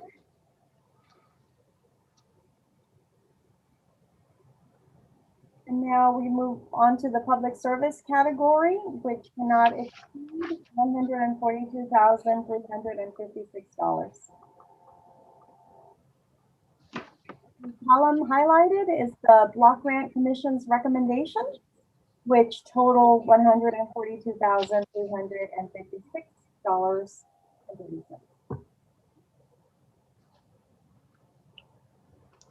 I am looking for comments from my colleagues regarding public services allocations. Mr. Montes? Yeah, thank you, Mr. Mayor. And I would agree with Councilmember Rodriguez's comments earlier that, I think these are all worthy causes. And we like to see, they check all the boxes. They provide a good community service too for the community. So I would propose to do more of and I apologize if this feels arbitrary, to do maybe so we have the 2 zeros, the 2 projects that had 0 at least, give them the $5,000 allocation. So I know that would be 10,000. So that would be a reduction by 2,500 from the 4 highest other programs. That would be my recommendation. I know it feels a little arbitrary, but just to make sure that, we did hear from both of the applicants on these that are getting 0, and at least something would help. I know Mr. Moy said that, even if it's a smaller allocation, that would be something that, could help the program. Maybe it'd be a pilot program this year, and we see the results, it would be something that we can expand potentially in the future. And again, Pequeños Empresarios, I think they do provide a good service to the community members and children. So that would be my recommendation. I don't know if anybody has any other comments before I make a motion. Yes, I think we should run the comments through, Mr. Montes. I do appreciate your motion. Councilwoman Evans. You're on mute, Councilwoman. Okay, yes, I agree that the 5,000 for the Big Brothers and also for the Doors of Hope, to be moved to the Madera Coalition and give that the $10,000 to go there. And also for the, I can't even say it, I'm sorry. Oh, Pequeños Empresarios. That's it right there, yes. That we give to them as well. Because they have nothing and we can't just leave them sitting there with absolute nothing. So that's my recommendation. Could you repeat your recommendation, Councilwoman? For the Madera Coalition of Justice and say it again, Artemio? Pequeños Empresarios. Yes, for both of those. For both of those what? to move and give them both 10,000. We'll have to take it from someplace else. I understand that, but I just feel that those two have zero and they should receive something. So your comment as to moving from where to those two items, do you have a suggestion or no? Yes, I have a suggestion, the Madeira Coalition for Community Justice, reducing them to 15,000 and then giving to the Madeira Coalition for Community Justice, as well as for the one that that Artemio keeps saying. Pequeños empresarios. Yes, give them 10 and then the Madeira Coalition for Justice as well. He helps me. I'm sorry. No, that's fine. That's fine. Okay. I hope Alicia's taking notes because I'm trying to juggle this. Jose Rodriguez, council member. Yes, yes, and thank you again, Mr. Mayor. I know that it's very difficult, especially when you only have 142,000 to spread around for all these great organizations that want to do good in our community. But I would also be in line to what Councilmember Montes had mentioned, and along the lines of Councilwoman Evans, is that we make them at least with the least funding of $5,000. I like the idea of the $2,500 of your four biggest recipients, and divide that into $5,000 each. That would be, I would have to second Councilmember Montes's request there. Councilwoman Gallegos. This is a question, I think, for Yvette and DJ. Pequeños has been a great advocate for our young people, but in the past, we've had some issues with the paperwork following through, because in the long run, we're the ones that are accountable for that to the federal government for these funds. So was last year's all accountable for what we've given them in the past? Yeah, so they are accounting for what they are expending as applied for. Nevertheless, we do have to go back and make clarifications. So they aren't submitting complete invoicing and reports. You have to follow up and work with them to get that. If I may, Mr. Mayor, I'd like to also answer the other question regarding the reason why the Block Grant Commission did not allocate or make a recommendation. Absolutely. And since it's on the same subject, so the applications were scored with a certain rubric, with certain criteria. So the Block Grant Commission asked that staff go thoroughly through every application and review the rubric against the applications. And Pequeños Empresarios score with the application was very low. It did not have a budget, and it lacked some of the narratives explaining. The other reason, although the Madeira Coalition for Community Justice, the arts project was a very good application, it was not addressing the primary tier or the secondary tier. So DJ can speak more about it if council desires, but they weren't. They were focused on this category on addressing the housing, homelessness, and any mainly housing and homelessness, and any infrastructure, as our consolidated plan has identified to be the priority needs. Thank you very much, Yvette. I'm going to take this time to I'm not done. give. I'm not done. I wasn't done. Oh, I'm sorry. Go ahead. Go ahead. So I just wanted to say one more thing. I wanted to just inform and just put it out there for our new council members that we appoint these commissioners, and they spend hours going through these applications. They spend hours ranking them, and then they meet again and again to come up with this. So as a council member, I have put my commissioner in place to be the voice and the eyes for me. Even though I do go through it myself and I look at the scores and I look at the budgets and I still have the final say as a council member, but I do take what their recommendation is very serious because they bounce it off all our other commissioners. It's just not my commissioner. It's all of them together. So we've tweaked it before, but I look at it today and they have been, this committee has been together for a few years, except for a couple new commissioners. So they have seen what we've had in the past and the issues that we have. And so I appreciate the recommendation. And for my vote, I'm going to leave it where it stands that our committee had put forth. Thank you. Thank you. Yvette, would you mind putting up the criteria once again regarding the HUD's recommendations? I want to point out that in the Doors of Hope and Big Brothers are at the lowest, and contributors to the question of homelessness, the COVID, the low incomes. And so I was wanting to include both the 5,000 from Big Brothers and for Doors of Hope to the coalition for the rent assistance. We have multiple, we are a low income community, a disadvantaged community, and we need more monies allocated for that.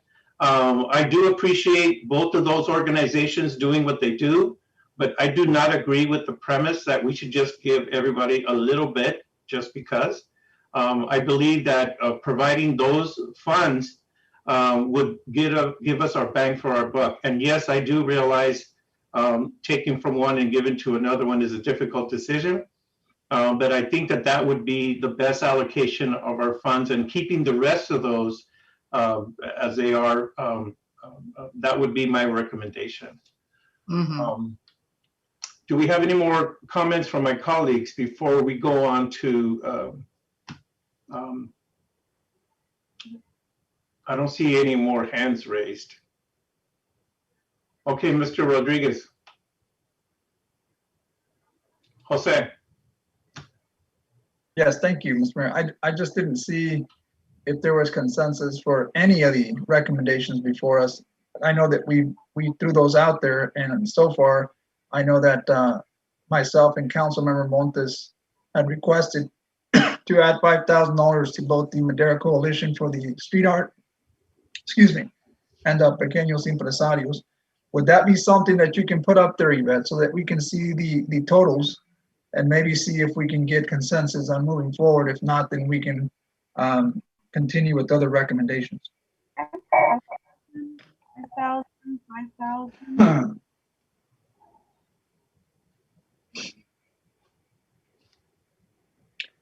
I think before, when we have this chart that you're putting up right now, Yvette, I think they were by council person.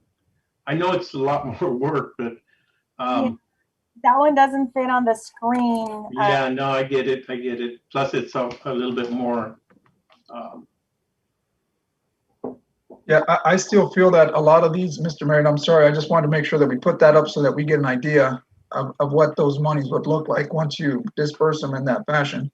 But at the same time, you know, I do feel that all these organizations do meet the criteria that HUD is requesting, and also the other criteria. I feel that they meet it in some way or another. As you mentioned, this community is social economically disadvantaged, and I know that these two organizations can certainly help and assist in creating youth that could potentially help this community rise up. So that's what my final comments. Thank you.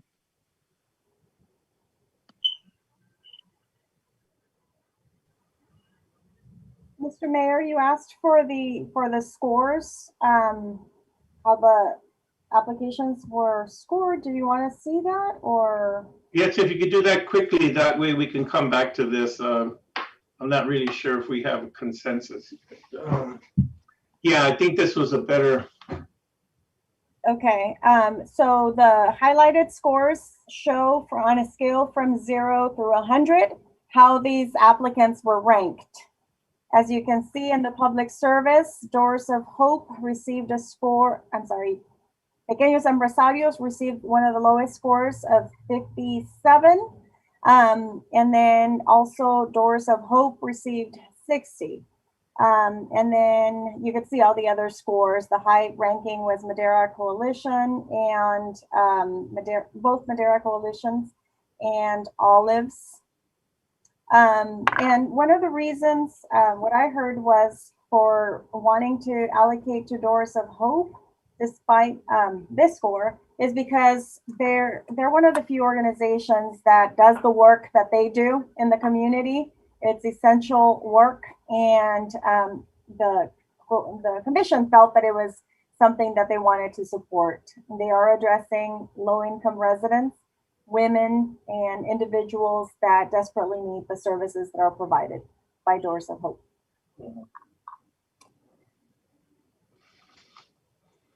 I don't see any more hands raised. So we need to move forward with this. So, okay, now we go. Mr. Montes. Yeah, right on cue for me. Yeah, so I think you can say that for pretty much all of the applicants. A lot of them provide work that nobody else does, and that's why I wanted to, give them something rather than take away. So I would like to reiterate my my motion that we have what Yvette has on her screen right now, and move that we approve that allocation for public services. The original allocation? No. This is what Yvette has is the original allocation that I proposed. If okay. I'm not, yeah. No. Where's my hand thing? Okay. All right. But you haven't made a motion yet, so I'm going to recognize Jose. He did make a motion, and I second that. Motion, Mayor. Had made a motion, and there was a second. Okay. What's in All right. front I didn't hear the motion. I heard more of a discussion, but I'll take that under that it was the motion by Mr. Montes and seconded by Mr. Rodriguez to accept the original. So just to clarify, Councilwoman Evans, not the original allocation that was proposed. It was the original allocation after we had made the adjustments. Right. Yeah. I can't find the. Yeah. It's on the screen right now. On the screen.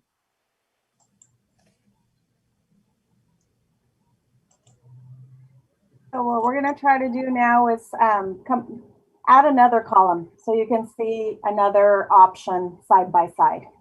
So there is a motion and a There second. is a motion and a second on the floor, Mayor. Thank you. There is a motion by Mr. Montes and second by Mr. Rodriguez. Alicia, would you call the roll, please? Councilmember Gallegos? Yes. Councilmember Rodriguez? Yes. Councilmember Montes? Yes. Councilmember Evans? I have a question. I'm sorry. Okay, so what we're using now, please forgive me because I'm still new, so I have to learn. We're going with the one with the 5,000 for Presario and also for the Madeira Coalition of Community Justice for the street art, correct? The green one, yes. This is the one we're going for. Okay, yes. Mayor Pro Tem Villegas? Yes. Mayor Garcia? No. Motion passes with 5 yes votes and 1 no vote, with Mayor Garcia voting no. Thank you very much. We can move on to the capital projects event. Yes, sir. And so now the remaining funds available are $980,027. And the highlighted in yellow is the recommendation by the Block Grant Commission. That is a recommendation of $60,000 to James McKillian, La Madeira Project, $345,027 to CAPMC's housing proposal, $75,000 for Habitat for Humanity exterior paint project, and $500,000 for City of Madera Public Works Department sidewalks project.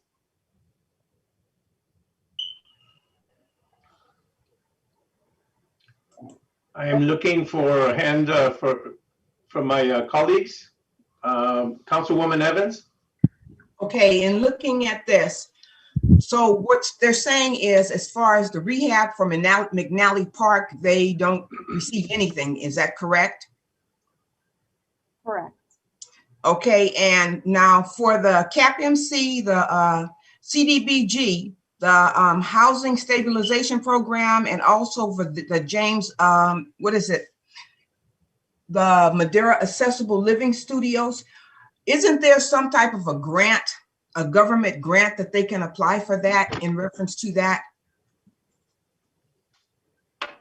It's a question.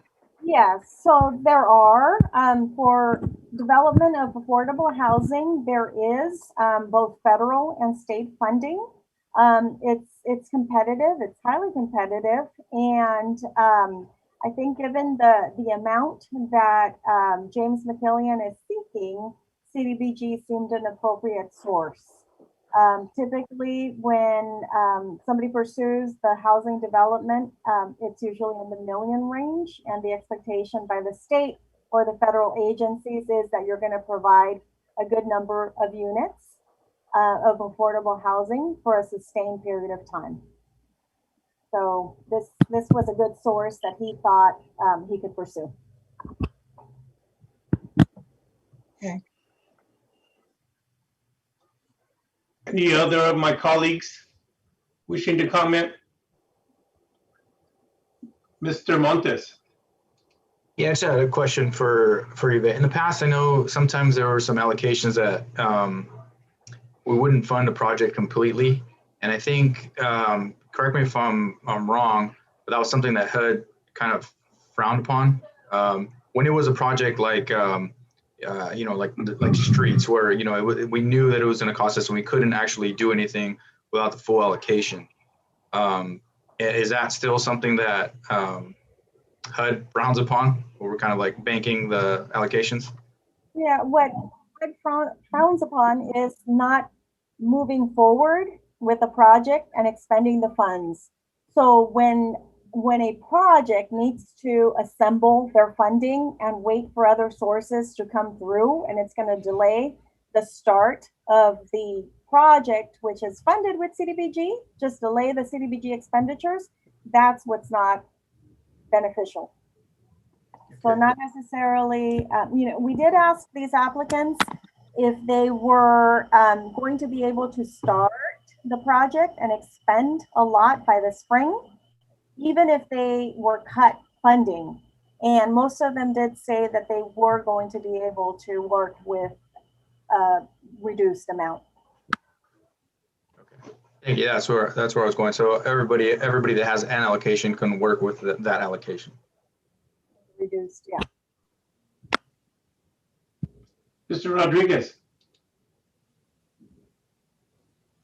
Yes, thank you, Mayor. So along those lines there, I'm looking at McNally Park, and Yvette, I think I'll ask you the same question. If any monies were allocated to that, I'm assuming that the 429, I'm not sure if that's a request from the city that would complete the whole rehab, or is that the portion that they wanted to use for part of the funding that's required? That was a request for the complete project, which includes the purchase of equipment and installation of new equipment, as well as basketball court, rehab, fountains. So they provided a very detailed budget, and they kind of split it into two parts, which was one for the equipment and one for the additional rehab work on site. Yes, and you know, I know that parks, especially in areas such as McNally, are in really high need. I just don't know that if I was to request to move any monies there, if that project would go unfunded and then not completed due to lack of funding. I know, as Councilmember Montes had mentioned, HUD does frown upon us just having money allocated but not completing the project. So what's the timeline for you to complete that project? What's HUD's timeline, or what do they see as a completion once the funds are allocated to that program or that the capital improvement? Yeah, so what we've asked the applicants under this cycle is to expend as much as they can by April 30th, 2022. The reason being is because HUD runs a formula every May, and because we haven't been spending as much as HUD would want us to spend overall that's an accumulation of multiple years of previous allocations, we really need to be aggressive this coming year. Therefore, we've asked applicants to expedite their spending and to be really aggressive and to try to do the best that they can by spring of 2022. So if somebody falls behind, we're hoping that others accelerate. It's cumulative. It's a complete, it's an assessment of all of the previous year's allocations expenditures. Thank you, Yvette. I know, again, taking monies from one capital improvement to another, certainly, it's a very hard decision. And I know that the block grant committee certainly put a lot of effort in this, and it's really difficult. I mean, because McNally Park, as we all know, is in need of rehab, and obviously for a reason there. But if you take from any other one of these capital improvements, then it really takes away from that program to flourish. So you're caught between a rock and a hard place here. But anyway, I was kind of curious as to why that didn't have any funding.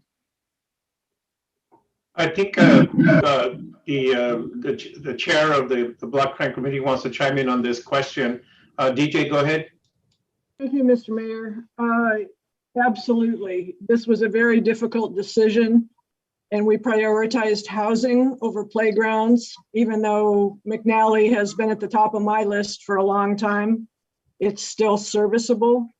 The CAP-MC housing shelters at-risk children or young adults from 18 to 24. I mean, it's hard to equate sheltering with playgrounds. I mean, I understand the need, but that was the position that we found ourselves in. And McNally is not a non-starter. It's just being postponed until we can get some of the critical needs met. So we spent a great deal of time weighing those options, and we felt that the housing for at-risk youth and the opportunity to address some of the sidewalk deficits were unique opportunities, and that could be done in a short amount of time. The McNally Park had had staff disruptions and timeliness concerns that we weren't sure we could meet, even if we could fund it. So, thank you. I don't see any more hands raised. Myself, I, as well as yourselves on the council, have been wanting to do something for the homeless for the longest time. And we've been struggling, the past council members in the past have also struggled with this question. I believe that funding CAP-MC is a step forward in moving the item. And that it is quite a bit of our funds that we're going to spend this year for this item, for this category. But I believe that we need to move forward with this so that we can provide some alternatives to the residents of Madeira. I also believe, and you've heard me over and over again talk about infrastructure improvements in our city and the lack thereof because of monies. And this is a tremendous opportunity for us to move forward with this under the item for the City of Madeira Public Works Department. So I look at this item here and I will do as much as I can for McNally Park in the next year. I live right down the street from it. I live about 5-6 blocks from it, so I know the condition it is. I know it needs improvement, but so does Centennial Park, and so does Rotary Park, etc. And so right now, as I look at this, even though it's a difficult decision to make, I think that I would support this category of capital projects as it is. I don't see any more hands, so we need further discussion, or we need a motion to approve or disapprove, or another motion. I'm asking my colleagues.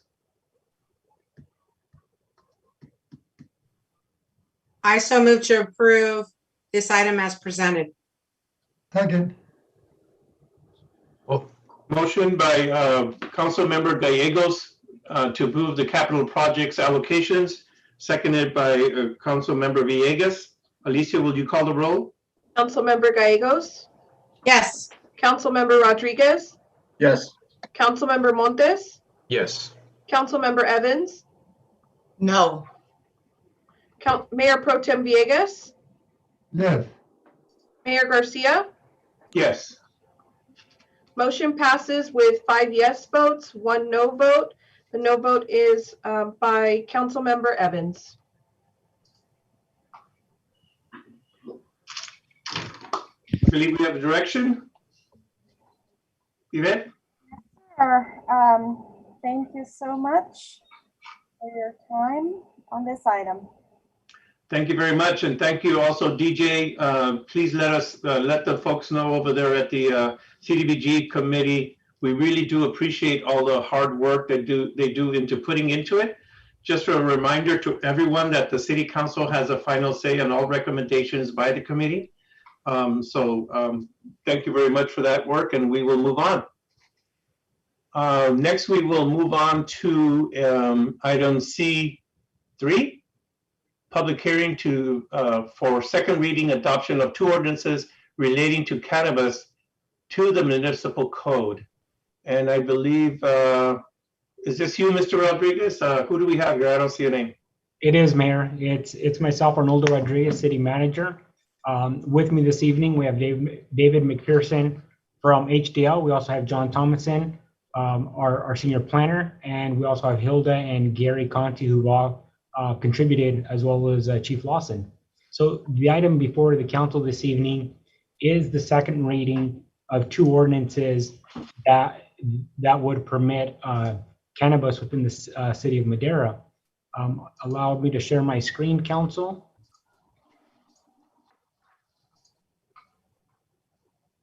And I believe council can see my screen. Yes. So back on June the 7th, council may recall, we did have a special meeting. It was Monday the 7th, where staff introduced the 2 draft ordinances for council consideration at a first meeting. Council may also recall that there's 2 different ordinances being proposed this evening. One of the ordinances is an update to the city's zoning code. The second part is an update to a couple of sections of the municipal code, specifically Title 4, Chapter 15, Public Welfare, and Title 6, Chapters 1 and 5, regarding the business, professions, and trades section of the code. Council may also recall that this has been an iterative process. We've had multiple council workshops, including January the 6th, January the 20th, April the 21st, and most recently on June the 7th, where staff did present 2 draft ordinances and the first reading of both ordinances. A brief summary of where we stand today based on the previous discussions. The zoning code update being presented this evening would allow the sale of cannabis shops. So this would be retail sales, often referred to as storefronts, within the C1 and the C2 zone districts here in the city of Madeira. Both of those are commercial zone districts. This would not permit cultivation in the commercial zone district. So again, this would be retail sales only, no cultivation. Any new buildings would still be subject to the city's planning and zoning regulations. And just to to emphasize that a use permit or a conditional use permit, which is commonly referred to in a lot of communities, would not be required as part of retail cannabis sales. The map here identifies the 2 commercial zone districts. You can tell that the orange is the C1, the red is the C2, and I think most people in Madeira are very familiar with those areas. You have the downtown area, you have the area around Country Club Drive, Cleveland Avenue, Howard Road in West Madeira, and then on the southern tip of the city along 145, just north of Avenue 13, or also known as Pine Street. The zoning code update would also allow cannabis activity within the industrial zone district, specifically the I and the IP. This is the industrial and the industrial park. Retail sales as a standalone use would not be permitted in the industrial zones. Rather, what would be permitted is cultivation, testing, manufacturing, and the processing, and literally anything else related to cannabis, with the exception of retail sales. So again, retail sales as a standalone use would not be permitted with this code update. Similar to the commercial zone districts, all new buildings would be subject to the city's codes, and again, a use permit would not be required for this use either. The map before council shows the light purple are the industrial zone districts, and the darker purple are the industrial parks. One thing worth noting is that this large swath in the northwest quadrant of the city, most of this is the airport, but the area around the airport is planned for industrial. There is an exception though in the industrial zone districts.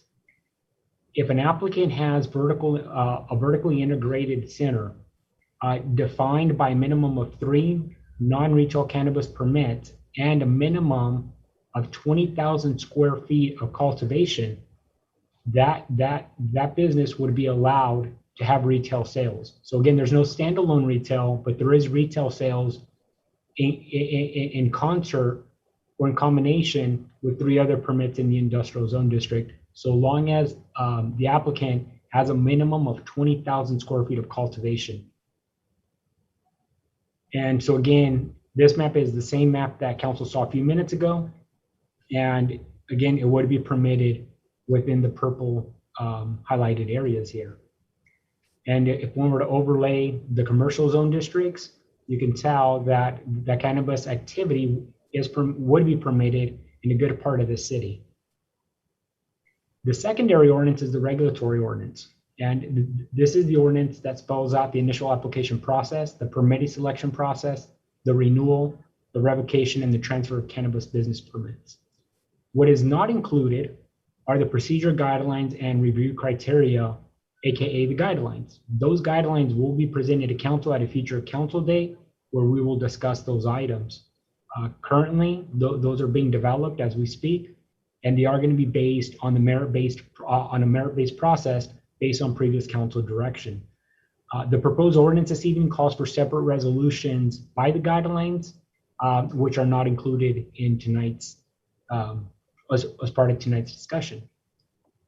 Council may also recall that staff is recommending some distances from sensitive uses as defined by the state of California.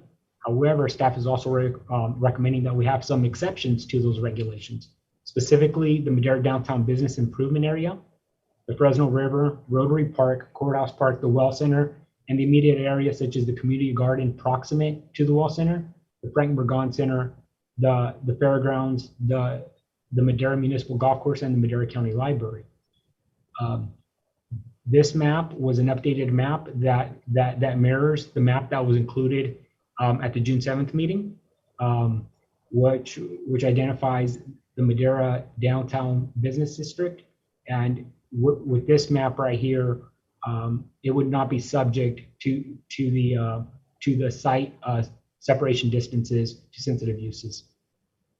So if one were to identify a bubble diagram around those sensitive uses, council can review them here. So if there's an area that includes the bubble diagram, cannabis uses would not be permitted in those areas. And you can tell most of those are city parks and schools with children, including St. Joachim's, which is a private school near the center of town. One of the reasons that we exempted some of the uses we talked about is because they are proximate to some of our commercial corridor areas. And in order to provide the greatest flexibility to the industry, we thought that it would be appropriate to exempt some of those areas, including the library, the well center, Rotary Park, and the other uses that we discussed. So the recommendation this evening is to conduct a public hearing and to waive the full reading of both ordinances and to adopt both ordinances as presented. Council will note that based on your action at the June 7th meeting, we did have a couple of relatively minor typographical corrections that have been made, and they've been incorporated in the ordinance before council this evening. And so with that, I'll ask my colleagues, David McPherson of HDL, if he has any points that I may have either that need clarification or elaboration, or our City Attorney Hilda Montoy.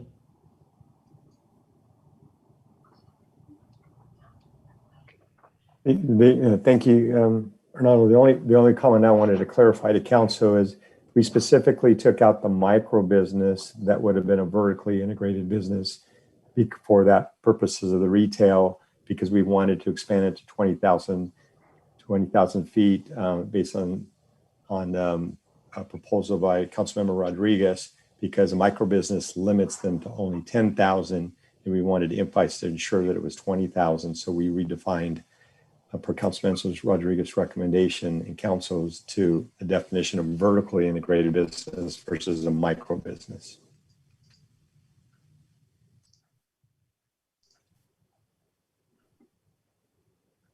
And that concludes our presentation, Mayor. Thank you very much. I will now open it up for public comment. Alicia, do we have any public comment? Mayor, it looks like we have 2 callers on the line, and I also have 1 email to read. Would you mind reading the email first, please? Of course. Thank you, Mayor. The email is from Jedi Mesa.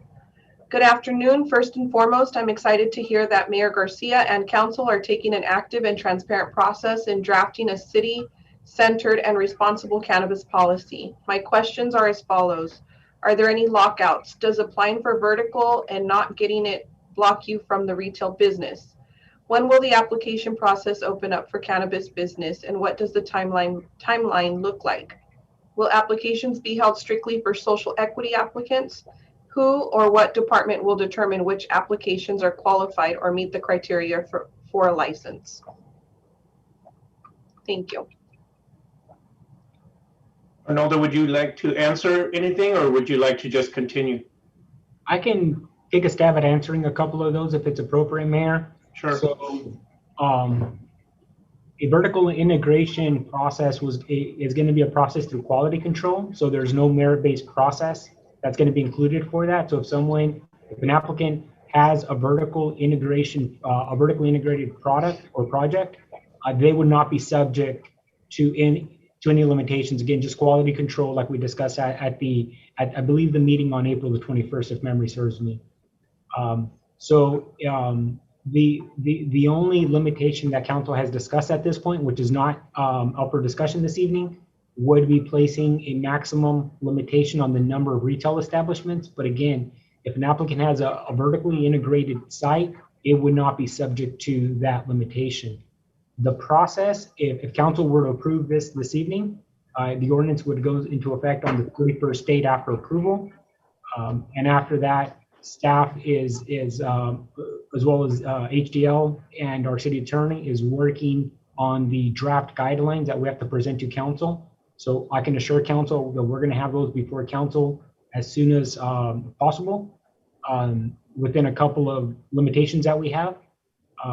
So in terms of how fast we can approve it, I would love to tell council with absolute confidence it's going to happen on a specific date. But I think it would be premature and speculative on my end to do that. And I think it would be, I don't think it'd be appropriate for me to speculate at this point. Thank you. I believe we have caller, last 4 digits, 6590. Caller? feel like a radio. Good evening, Mr. Mayor and council members. My name is Rico Saldivar, calling on behalf of Mainstream Medicinal Club. And I'd just like to bring light back to the topic from the previous council meeting on retail dispensary licenses in regards specifically to the equity licenses that were mentioned multiple times. We'd just like to reiterate the concern and request for there to be 2 or more equity licenses to be added to give local small business owners like myself and my partners a much more fair chance to acquire a license. If the current 8 are divided evenly, or if 2 or more are added, we believe that would be a much fairer situation for local business owners to have a fair shot at obtaining a license. And we just hope that you guys are able to speak on that and give us a little bit of an update on anything that you might be able to add regarding that. And that's all I have to say, and I appreciate your time. Thank you very much for that. And just to be clear, this item about what you spoke of will be discussed at a future meeting, and it won't be decided upon today, I believe.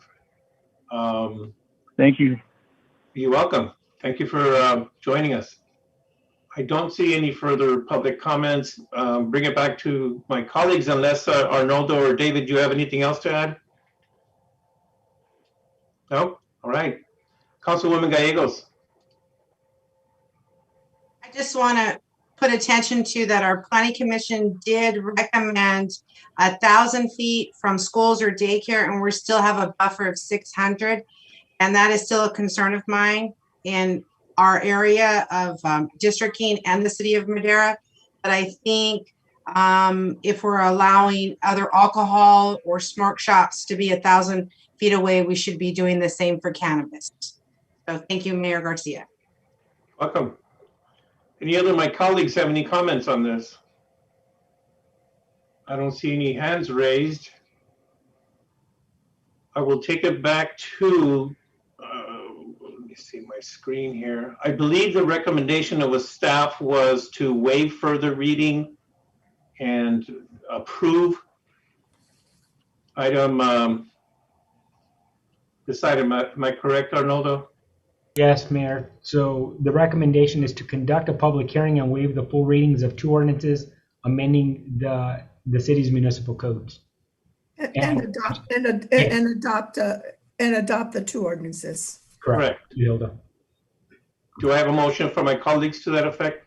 Mr. Mayor, I'd like to waive further reading and adopt both ordinances presented before us tonight, item C3.1 and 2. Second that. Motion by Councilmember Rodriguez, seconded by Councilmember Montes to item C3.1 and 2. Alicia, would you call the roll, please? Councilmember Gallegos? Yes. Councilmember Rodriguez? Yes. Councilmember Montes? Yes. Councilmember Evans? Yes. Mayor Pro Tem Villegas? Yes. Mayor Garcia? Yes. Final vote 6-0. Motion passes unanimously. Thank you very much for that. I see progress here. I'm very happy with that, I tell you. Oh, what did I do here? Okay. We will move on to item D, petition, bids, resolutions, ordinances, and agreements. Item D1, memorandums of understanding with the Madera Police Officers Association, MPOA, and Law Enforcement Mid-Management, LEMM. I believe, let me see, who do I have here? I believe, Wendy, do you have this item? Yes, I do, sir. Thank you. All right, so you should see the presentation on your screen. I will be brief. The item is successor memorandums of understanding with the Madera Police Officers Association, MPOA, and Law Enforcement Mid-Management Unit, known as LEM. So the agreements as published in the agenda packet are for 4-year terms, so through June 30, 2025. The major elements in those MOUs for salary are 2% cost of living adjustments each year in the agreement in July. And then each year for employees working at that time, a $1,500 lump sum payment each year in July. For the term of the agreement, the city's health contribution will be set to the core plan for Anthem and the core plan for Kaiser. Council will recall that we now have 4 plan offerings, a core and a buy-up for each, so employees will pay the difference on the buy-up. With regard to bereavement leave, we are increasing the amount of bereavement leave from 3 days to 5 for out-of-state deaths to account for travel time. And then lastly, relative to MPOA only, employees working on the 4th of July will be eligible for holiday premium at 1.5 times their regular rate. So the financial impact of the agreement, the chart on your screen shows the year 1 cost for the cost of living adjustment and the $1,500 lump sum based on current employment. So the total cost for MPOA in year 1 is just over $250,000, and for LEM is right about $22,000. The cost in subsequent years will depend on the specific employee count, the employee's classification at that time, and their years of service, which merit step they are at. Generally speaking, this amount on the COLA will recur each year. It'll be approximately that much more each year. And then the $1,500 lump sum should relatively be a flat amount, as we don't anticipate too many staffing changes. The financial impact on the health benefits, as outlined in the report, we did make a change in providers, and we're in the middle of open enrollment. It runs through the month of June, so we don't know everyone's enrollment right now. But what we do know is that the renewal of the existing plan, the one we're not going to do, would have cost us $810,000. And the renewal of the plans that we have with the premium proposals we have was estimated to come in about $225,000 less, with a net increase of $585,000. That is citywide, and that will depend on enrollments, but those are estimates. And then the final item was the holiday premium does have a cost to it. It's estimated to be about $4,500 for the 24-hour period, taking into account the various shifts and various classifications. The funds to pay for the increases, the recurring cost of living adjustment, will be accounted for in the city's annual operating budget and paid from annual revenues in that budget. The lump sum payment, the $1,500 each July, as well as the increase to the city's health contribution cap, are to be paid from the city's general fund unassigned fund balance, regardless of the employee's normal expensing department. What that means is, let's say, for example, you have an employee who is funded in the water fund. Not likely in the police department, but this is a simple example. The water fund will not be picking up the increase to the health of the $1,500 lump sum payment. We will be paying that from that unassigned fund balance, which, as part of the requested action, will now become assigned. So the requested action is to approve the MOUs with both MPOA and LEM effective July 1, 2021 through June 30, 2025. Authorize the city manager to sign those MOUs. And finally, to authorize the Director of Financial Services to designate and classify reserves from the general fund unassigned fund balance into the assigned classification for the portion of the health insurance increase and the one-time annual employee payouts related to the 4-year MOUs. And that action would be by minute order if council were to so desire to adopt it. I can answer any questions council may have at this time.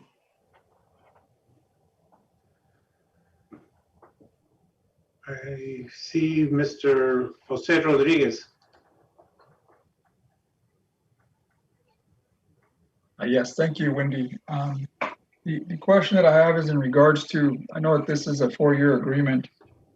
In any case that the city runs into financial hardship, what have you, I mean, don't foresee it in the next year or so, but maybe after years 3 and 4, what options does the city have when we're in an agreement like this? And if that's not a question you can answer, maybe Hilda can answer that. So it is a 4-year agreement. We can, let's say we were to become in a situation of dire financial straits, and we say we thought we could afford it based on the information we had at the time, and now we can't. We can ask them to voluntarily come to the table to discuss concession bargaining. They don't have to. We can ask. Council does have management rights, things that it can unilaterally impose. Obviously, you adopt your annual operating budget. There are changes you can make there. Council also has authority related to staffing levels. effects of changes in staffing levels are subject to bargaining, but council does have the management right relative to that. Hopefully we don't have to go there, but it is within council's purview. And I don't know, Hilda, if you have anything you want to add to that. I think you covered it well, Wendy. Basically, these would be binding contracts. So the city's required to comply and perform its obligations. But if there's an emergency, we could address it at that time by asking them to come back to the table. And if it's really, really bad, there are some emergencies that can be taken up. Thank you, Hilda, and thank you, Wendy. Wendy, if we could have the puppy raise hands, I can acknowledge them and they could chime in on the MPOA's contract. I see no more hands raised. Alicia, do we have any members of the public wishing to discuss this item? No, Mayor, not at this time. Thank you. I will now bring it back to my colleagues for action. So move to approve D1 as presented. Second. Second. I heard a couple of seconds. Second. Okay, Councilwoman Davis. Motion to approve item D1 by Councilwoman Gallegos, second by Councilwoman Evans. Lisa, would you call the roll, please? Councilmember Gallegos? Yes. Councilmember Rodriguez? No, and for the record, Alicia, I am in support of the MOU before us. I'm just not in support of a long-term 4-year commitment. I feel that the city should always look at its financials before getting into a long-term commitment there. So that's for the record. I do support that. I just don't support a 4-year term. Thank you. Councilmember Montes? Yes. Councilmember Evans? Yes. Mayor Pro Tem Villegas? Yes. Mayor Garcia? Yes. Motion passes with 5 yes votes and 1 no vote. Councilmember Rodriguez voting no. Thank you very much, Alicia. We will now move on to item D2, lease agreement with Pistoresi Ambulance Paramedics for space at Fire Station 57. Chief Watson, I believe you have this item. Yes, good evening, Mayor and Council. Item D2, lease agreement with Pistoresi, and let me share my screen.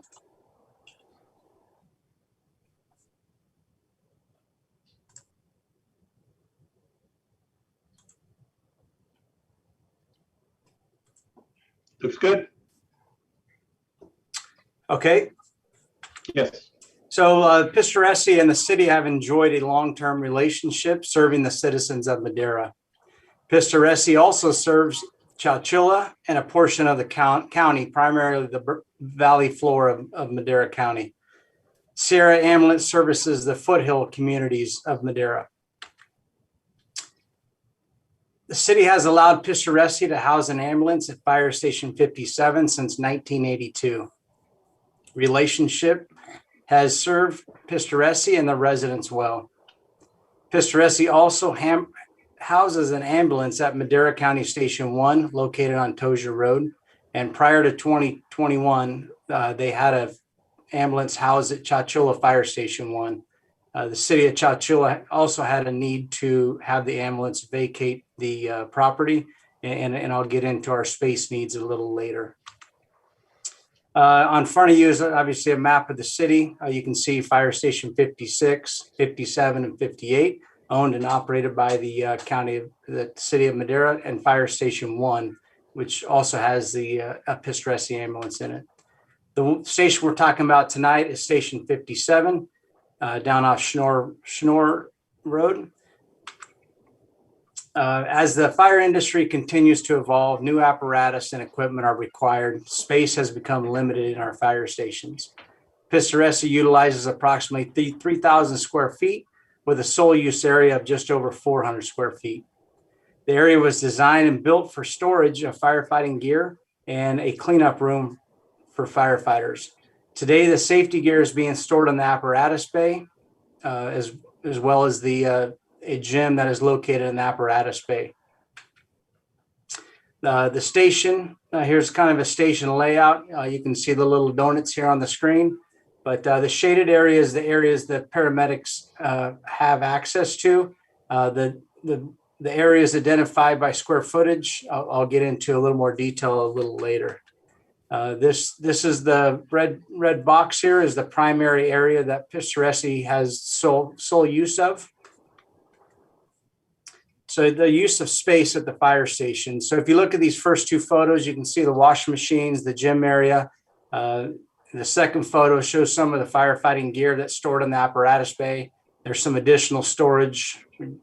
And then the third photo is a picture of that space that was in the red box. You can see the 3 beds, the 3 chairs.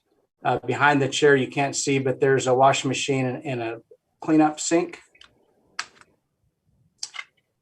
The city is actively also working with the Madeira Historical Society to receive 2 antique fire engines that will be housed in Station 56 and Station 57. This, coupled with the need to house fire suppression equipment indoors to protect from the inclement weather, led the city to revisiting this arrangement. Madeira Historical Society has given verbal approval with some stipulations. This will be presented to council at a later date. These pictures here, you can see the top right, that is the second engine purchased by the city of Madeira. The lower photo, you can see that second engine, and the one behind us, the third fire engine that was purchased by the city of Madeira. The first motorized engine that was purchased was used for scrap metal during World War II to support the war efforts.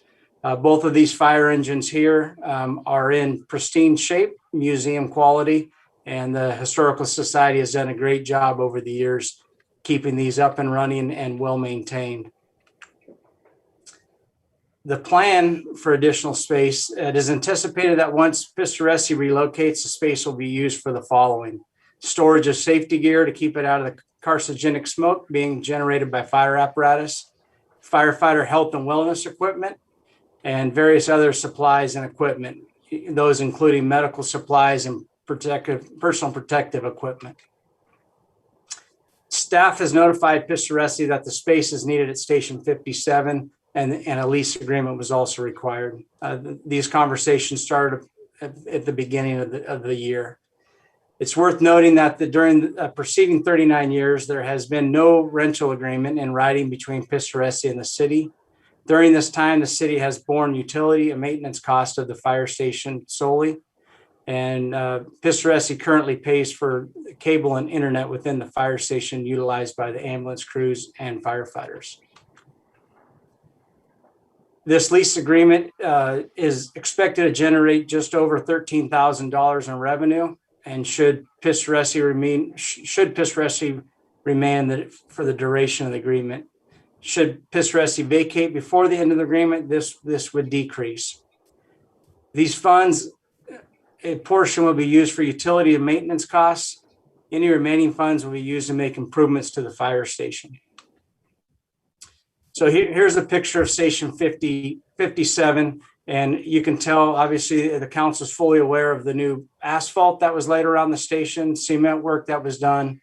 Over the years, we've had roof repairs of the garage doors, repairs to the exhaust system, and then we have ongoing maintenance costs with the grounds. The fire station trim has all been painted. There's been paint inside, new carpet in the last couple of years that was provided in the firefighter sleeping area and also the ambulance area.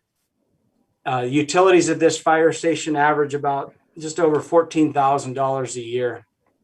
The city provides Pistoresi, and these are estimated numbers of supplies of about $940 a year for their portion of supplies.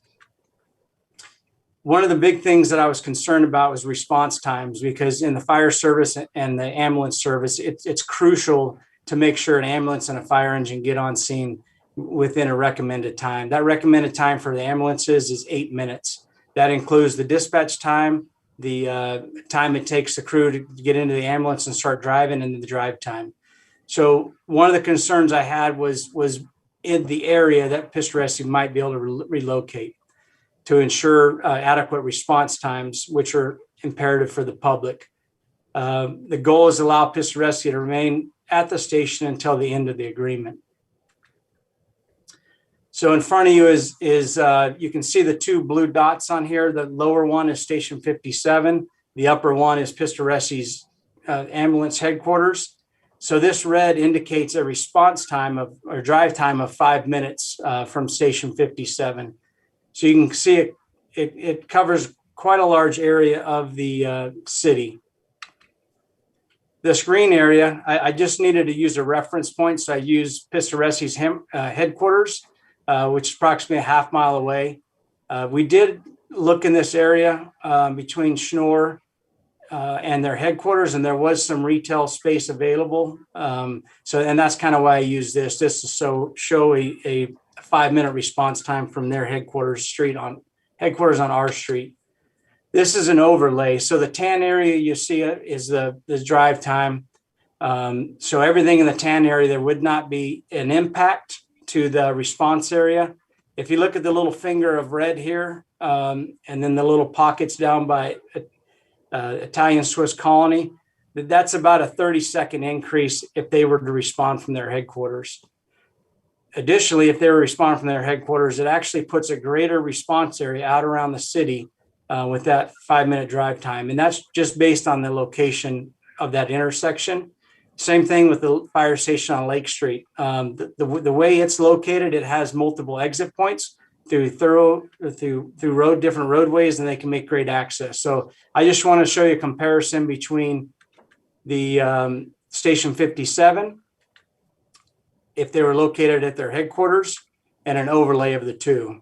So, if you get closer to that intersection, then it's going to give a greater response to the city. Here's a breakdown of the area that we use for that little over 3,000 square feet. The medic room is not a shared space. That equals 437. The half bath is about 50 square feet. Half of that use we determine would be Pistoresi, so 25 square feet. The full bath is 121 square feet. Again, at 50%, 60. The dining area, their half would be 279. The kitchen area, and then again, the driveway and parking spaces. The designated parking spaces we didn't break down in square footage because it's their sole use. So that total area equaled 3,069 square feet. Here's the assumptions we made with the lease. The cost for commercial rental is between 55 cents and $1.50 per square foot within the city. Light industrial is 44 cents to 55 cents per square foot. Staff used the industrial rate of 55 cents per square foot. The lease was set for six months. Either party may exit the lease with proper notice. So again, just going back over the square footage, 3,069 times 55, the total rent would be $1,687.95. The utilities were broke down by habitable area of the fire station, and we determined that 12.86% of that habitable area was utilized by Pistoresi, and that equates to $152. Pistoresi provides cable, so there's zero cost to the city there. Maintenance fee, based on the property, that's probably very low, just if you looked at the parking lot. And supplies, it's not only cleaning supplies and other different supplies, but it's the supplies that take to run the fire station, whether it's buying a new lawnmower, garden tools. So it's kind of the gamut of anything you're going to purchase that's not bolted down. So that's where we came up with the 2,000, and we rounded it up to $40. Again, just to recap on the rental space and what was charged: 3,069 square feet, 55 cents, the utilities, maintenance fees, and supplies. Staff assumed 55 cents per square foot. Council may determine, and here's a couple alternatives if council likes. Council may determine that the 44% per cent square footage is more appropriate. This would decrease the rent to $1,703 per month.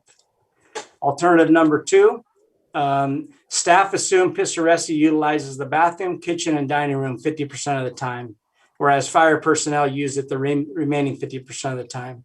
As an alternative, council may determine that Pistoresi uses the area 25% of the time, and whereas fire personnel use it 75% of the time. Assuming, again, at the 55% square foot, this would decrease the rent to $1,222 per month. This is just a recap on staff recommendation or two possible alternatives or any other alternative the city would city council like to recommend. The recommendation is approve the resolution as presented by staff or with direction from council. There is one thing I need to make a correction on in the agreement is we would need, if council approves this, we would need to also have in the recommendation to reduce the ambulance per the agreement, the ambulance insurance to $1 million automotive with a $2 million general aggregate, $1 million general liability, and a $2 million umbrella.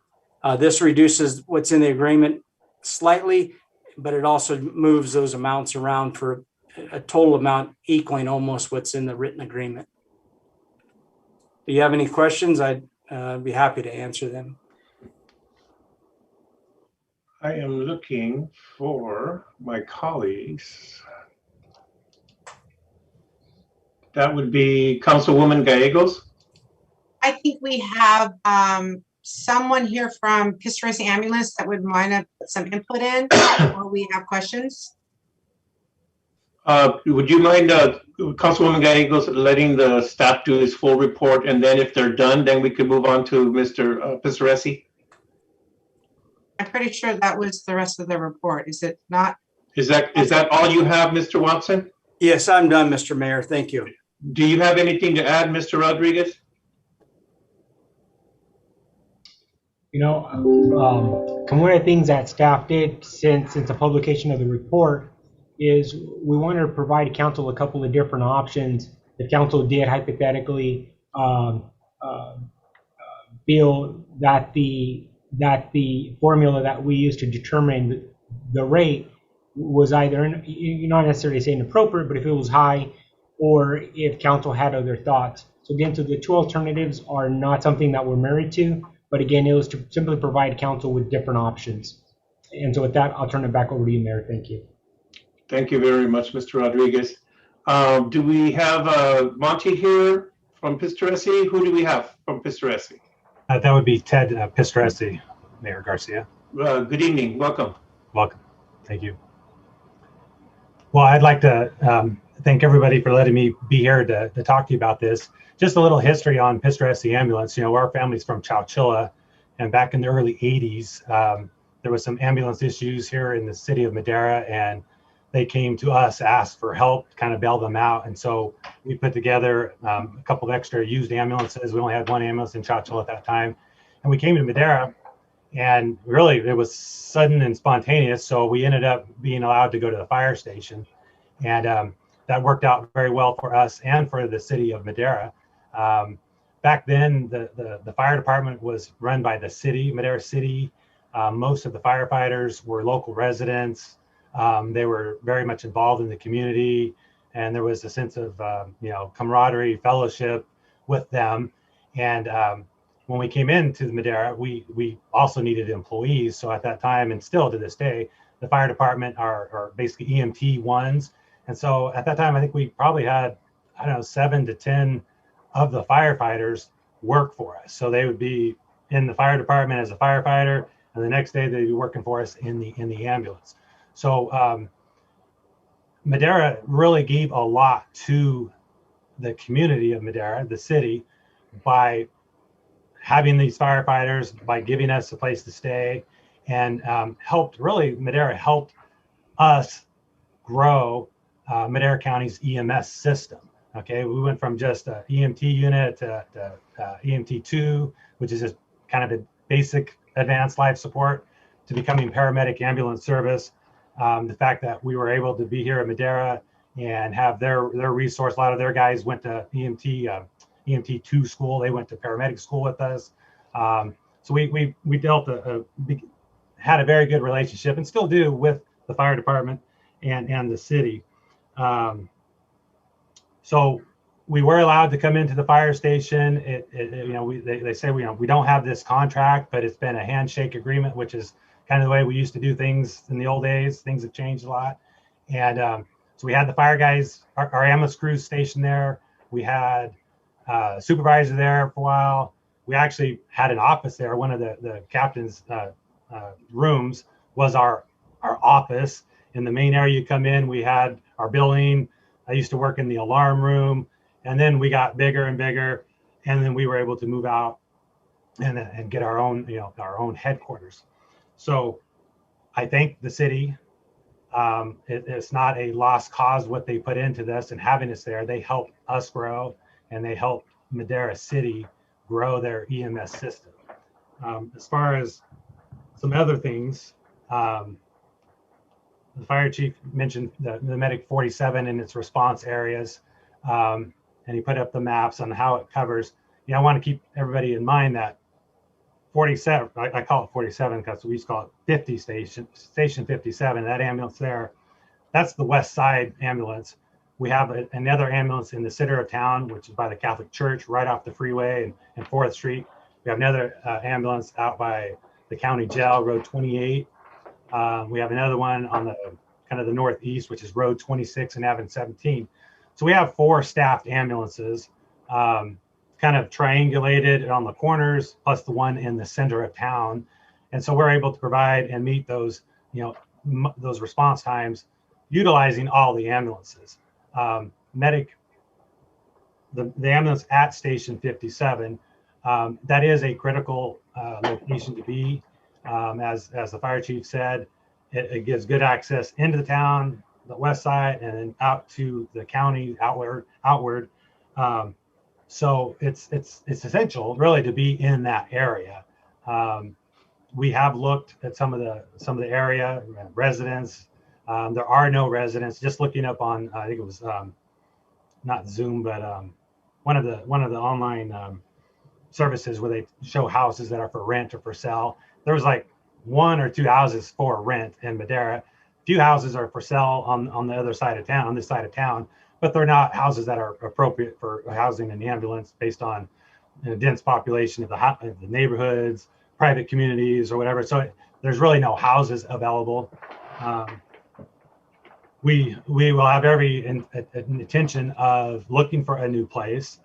If we aren't able to find a place on that side of town, the only place that can facilitate and handle another ambulance would be the station out at Road 26 and Avenue 17, which is very far away from where this ambulance now is currently located. And if there is not an ambulance within that area, yeah, there would be slower response times. That is not what I want, and I do not desire for that to occur. But if we do not get a place within the 6 month, then that's what we would end up having to do. The fire chief also mentioned the possibility of our headquarters, perhaps housing an ambulance. That is not built for a living quarters. There's no kitchen, showers, or any of the facilities that we require. We are required to have a location that has, good living conditions in terms of showers, bathrooms, separate bedrooms, kitchen facility, and all of this stuff. So we do have that at the fire station, so that satisfies our needs, but our office does not. And then also, the chief mentioned something about some of the residential areas along probably Howard Road. I'm not sure exactly which places he's talking about on that. I mean, there's in the strip malls, those are just empty warehouses, or not warehouses, but empty little buildings that have, again, none of the facilities that our crews need to live in, because they are there for 24 hours at a time. Then the last point, I suppose, is the breakdown of the use of the fire station at 57. I think previously in years past, there was probably that 50-50 ratio of us using the living quarters and the kitchen and all that stuff. But as time has gone by, a lot of the fire department personnel are coming from out of town. They're not, best of friends, if you want to say, as much as we used to be. So our guys were busy and they're in and out. So I don't know who actually goes into the kitchen and actually cooks, and it's probably more along the 25-75 ratio that the chief had mentioned, or perhaps even less. So our primary use at that station is our sleeping quarters. And then we used to be able to park in the bay. We got pushed out of there a couple of years ago. So now we park in the back lot, you know, be it cold or hot or rain. We're out in the back lot now. And so again, we're in and out the side door, and that's how the station works out for us. As far as contributions to the fire department and to the city, you know, it's not substantial numbers, but we have always been able to provide medical equipment for the fire engines. Most of it's basic, you know, equipment that they would use. They can restock out of our ambulance. We supply all the oxygen for basically all of Madera County, the Chowchilla Police, the Madeira Police, the sheriffs. Some of the local law enforcement don't use oxygen like they used to, but everybody, all the engines, fire, police, they all used to be first responders, and they all carried oxygen. And of course, we would supply that to everybody. And then again, by being in the city and having this arrangement, it has enabled us to contribute and give back to the community in numerous ways, from doing all the high school football games every Friday night. And of course, there's more high schools now. We don't charge anybody for that. We used to do Pop Warner football, all the service clubs, and they have, you know, lunches, dinners. We contribute to all that. Sports teams, soccer, Little League, you know, baseball. We just donated 2 ambulances to the local hospital when they had to shut down for 2 days, and they needed to have ambulances on site. So we staffed 2 additional units, supported the community. So, I mean, the pages go on and on about what we've given back to the community, and we're grateful to be able to do that. We're grateful to the city of Madeira for allowing us to be in that station. I'd be even more grateful if we can actually find another location on the west side, because that's ultimately what needs to be done, and that's where we need to be. And then in terms of the pricing of this contract, you know, we're not, you know, contesting that it's time to leave, and, you know, don't make us leave, we're going to stay here forever. It's just that, you know, we're 6 months in, left to go, and it just seems for the small amount, this little room that we're at now, that cost of $2,000, that seems pretty high. I mean, you could buy a house, if there was even a house around, for, you know, $1,400 or $1,500, and actually buy a place and have a whole house to stay in. But that's kind of a moot point, I suppose. But anyway, I thank the city, the founding city members that were here back 39 years ago, and that's all I have to say. If anybody has any questions, I'd be happy to answer it. Thank you very much, Mr. Pesaresi. 2 years ago, I was elected to the city council, and Mr. Watson was gracious enough, just like other directors, to lead me on a tour of the city and its facilities so I could get acquainted. And at that time, I saw Pesaresi ambulances parked in the firehouses, and I started asking questions about the relationship between Pesaresi ambulance and the city of Madeira. And I did find out that there was no rental or lease agreement between the two entities. I just recently found out that it was for 39 years. So Pesaresi ambulance has been housed in our facilities for 39 years. That is more than enough time, I believe, to have found facilities of your own. The city of Madeira is building fire stations as we speak to try to house our own firefighters. And as I toured the facilities at 56 and 57, I saw the cramped conditions that our firefighters are having to deal with, both in the sleeping quarters and the bays and everything else. I do not believe that it is a responsibility of the city of Madeira to continue to house the company.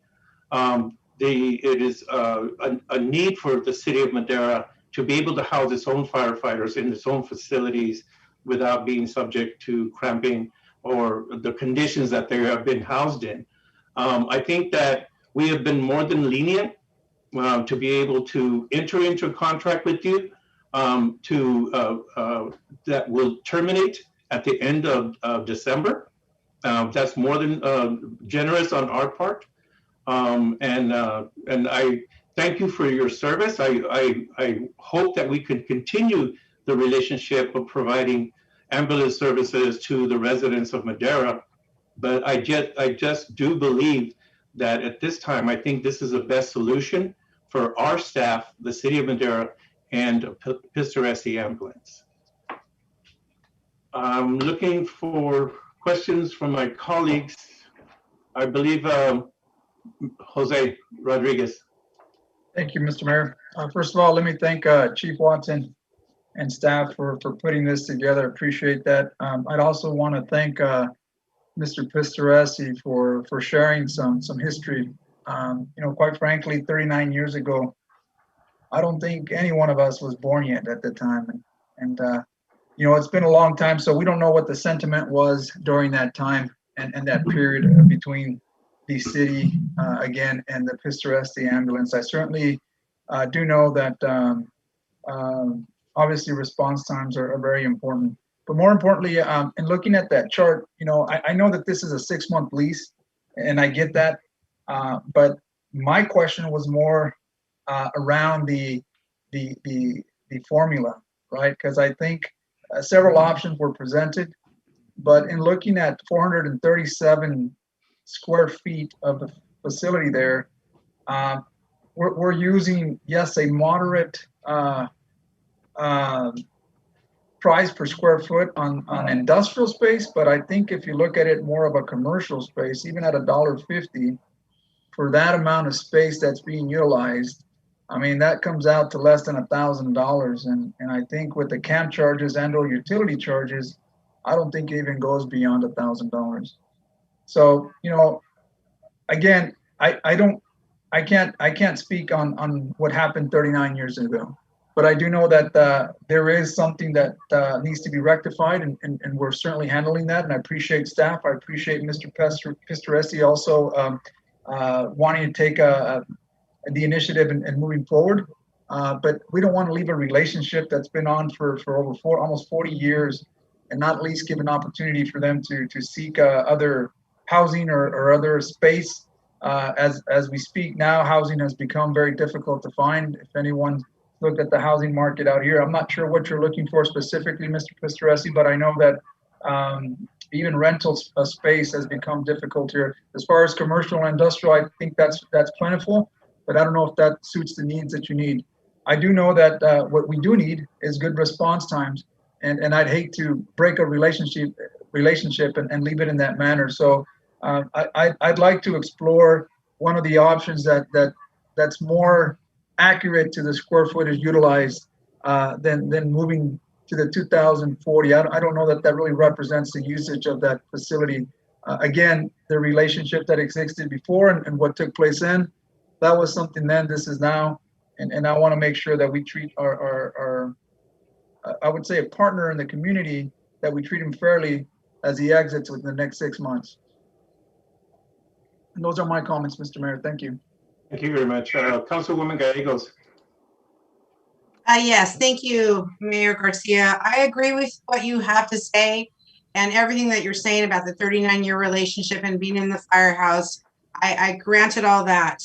But for me, the amount for one room, and I know Pistoresi's ambulance does not use the kitchen 50% of the time, and they don't use the bay 50% of the time. That ambulance is all over the city, all hours of the day. I think the only time they're really in that one room is usually in the evenings, and there's calls here and there. So I agree again with you, and I agree with Councilman Rodriguez about the amount that is as for that space. But right now we're here talking about people's lives in our community, and the citizens are very important to us. And I know, and if you know me as a councilwoman, I watch every dollar that comes through the city, and that is the residents' money. So granted, I get that there is a formula here that we have to put in place for using our facilities as we would anybody else. But this is a partnership, and it is for a small amount of time to get through until they can find a location. I thank my predecessors for approaching the Pistaressis and saying, please come to Madeira, because that has saved so many of our friends, our families' lives, because the response times have been so good in the history of Madeira. I can talk on a personal note with my dad, who was very sick for years. I had no problem with an ambulance getting there in time.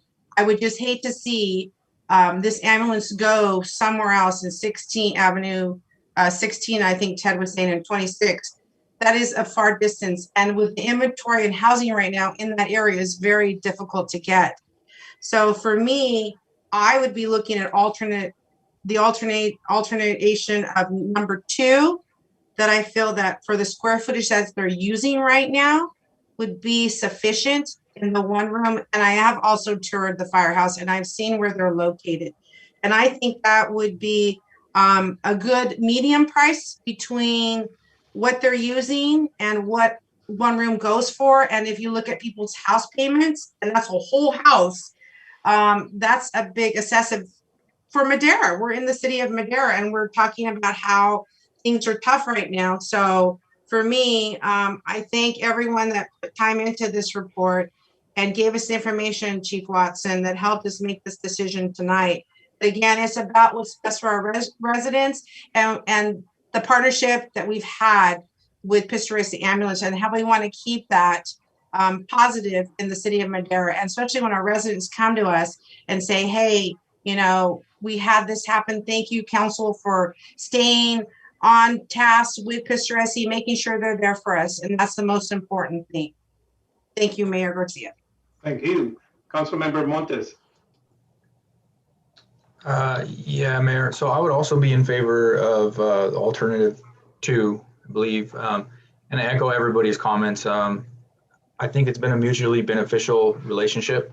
I also think I understand that all parties involved think that this is probably coming to an end. But as far as the health and safety issue, I would hate to see the critical service that they provide, Pistaressi provides, be diminished or eliminated because we acted a little hastily. And I mean, I know it's been 40 years or an extremely long amount of time, but it's not abnormal. We do regularly provide locations for community providers or service providers at usually a reduced rate. I mean, we just allocated a bunch of money to service providers. So I'd be in favor of, was it the alternative number 2?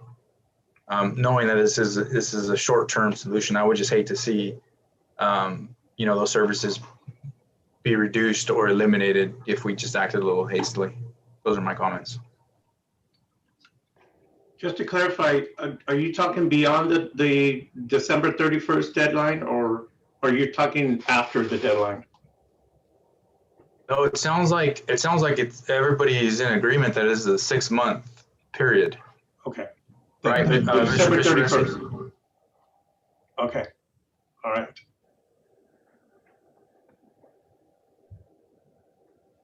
Mr. Rodriguez. Yes, thank you, Mayor. And, you know, I just wanted to, again, go back. I know there's 2 recommendations before us, one from Councilwoman Gallegos, and I believe Councilmember Montes mirrors that same recommendation. I'm not sure if Chief Watson can pull up those alternates, that'd be great. I'm still in favor of doing a 50% based on the original 2,040, bring that down to 1,020 for the next period of 6 months. Again, with the mutual understanding that this has an end date, and that's going to be December 31st. And that would alleviate Mr. Pistaressi and looking for additional housing to be able to house his ambulance and hopefully continue that partnership that you've had for the last 40 years. So I'm not sure if you're seeking direction or seeking recommendation, but I'm certainly in favor of 50% of the original 2040, which would be 1,020. I'm looking for any other comments. Was there anything else that the staff wanted to say, either yourself, Mr. Watson, or Mr. Rodriguez, before we move on? No, I'll just add on the overhead right now, council, is the presentation, or is a slide that we discussed a few minutes ago. And to just be sure, So the staff report had recommended 55 cents per square foot. Based on the square footage, it came out to about 2,040. Based on alternative one, which was 44 cents a square foot, and both the 55 cents a square foot and the 44 cents a square foot assumed that Pistoressi ambulance used parts of the fire station at 50% of the time, with the exception of the medic room, which was 437 square feet, and that was solely for the use of Pistoressi ambulance. Alternative two assumed it at 55 cents a square foot, but it lowered the assumption from 50% of the time to 25% of the time. Again, these were just a couple of alternatives. If council believes that staff should look at other alternatives, we're more than open to that. And the contract itself has a sunset clause of December the 31st. If council, for some reason, would like to extend that as well, the fire department is in need of the space. I'll say that. However, I think as everyone has indicated, it's been a long-term relationship. It's, you don't necessarily want to feel, I don't think anyone wants to terminate the relationship. It's worked for 39 years. I think we want to continue to this relationship. But again, these are just some ideas that staff put together. If council wants us to examine other alternatives, we're more than happy to do that at the council direction. And I believe I heard two council members indicate a preference for alternative two. And I believe Councilmember Rodriguez was suggesting a slightly different model or a different formula, and staff is open to that as well. With that, Mayor, I would like to motion D2 for alternative 2.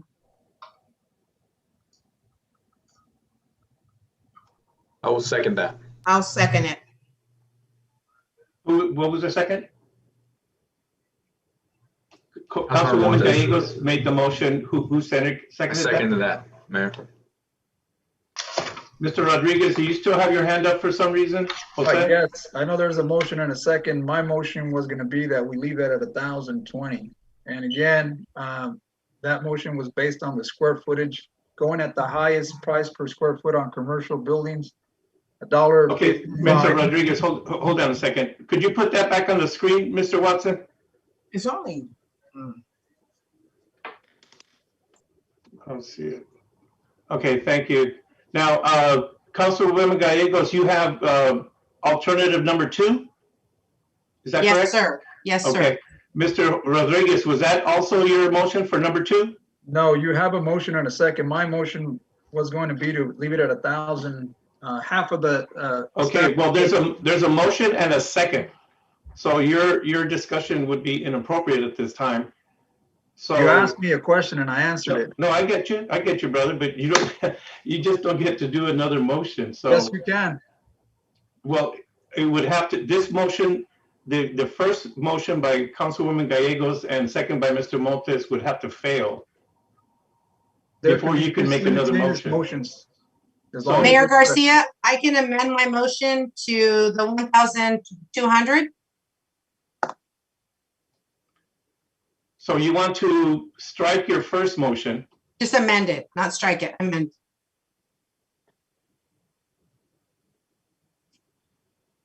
Do you still have a second, Mr. Montes? So is that a clarification to 1,020? Like Councilmember Rodriguez said? Yes. Okay. Yes. Yeah, I'll second that. All right, could you read your motion again, Councilwoman Gallegos? I motion D2, alternative number 2, strike that to 1,020 to the square footage that Councilman Rodriguez is stating. Second that. Motion by Councilwoman Gallegos, second by Councilmember Montes. Alicia, would you call the roll? Councilmember Gallegos? Yes. Councilmember Rodriguez? Yes. Councilmember Montes? Yes. Councilmember Evans? Yes. Mayor Pro Tem Villegas? No. Mayor Garcia? No. Motion passes with 4 yes votes, 2 no votes. Mayor Pro Tem Villegas voting no, and Mayor Garcia voting no. Thank you very much, Alicia. We will now move on to item D3, consideration of demographer consulting services for the 2020 census redistricting process. Alicia, I believe you have this one. I do, Mayor, thank you. And one moment while I share my screen, please.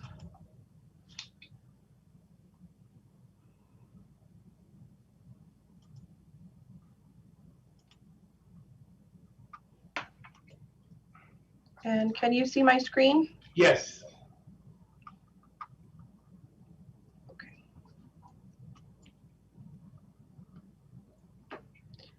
Good evening, Mayor and council members. This evening, I will be reviewing going over the consideration of demographer consulting services for the 2020 census redistricting process. A little bit of background. Every 10 years after the U.S. Census, state law requires the City Council to examine and, if necessary, adjust the district boundaries to ensure compliance with the Voting Rights Act. In 2010, the city transitioned from at-large district elections while the mayor is elected at-large. Redistricting is done using U.S. Census data, which is expected to be released in the fall of 2021. For the city, the redistricting process must be completed by April 17th, 2022. The redistricting process is important in ensuring that each city council member represents approximately the same number of constituents. State law requires the council to examine and, if necessary, adjust the district boundaries to ensure compliance with the Voting Rights Act. Certain legally required criteria must be observed when redrawing districts. Each council district shall contain a nearly equal population. A districting plan shall be drawn in a manner that complies with the Federal Voting Rights Act and the Equal Protection Clause of the U.S. Constitution. And districts shall not be drawn with race as the predominant factor. Considering that this process is time-consuming and in an effort to minimize the appearance of bias, it is suggested that the city retain the assistance of a demographer to conduct research, analysis, and public engagement and prepare maps and related materials to redistricting. To provide a high level of service necessary to meet the expectations of the community and council, staff solicited written proposals from 5 well-regarded demographers. 3 proposals were received from BB&K, NDC, and redistricting partners.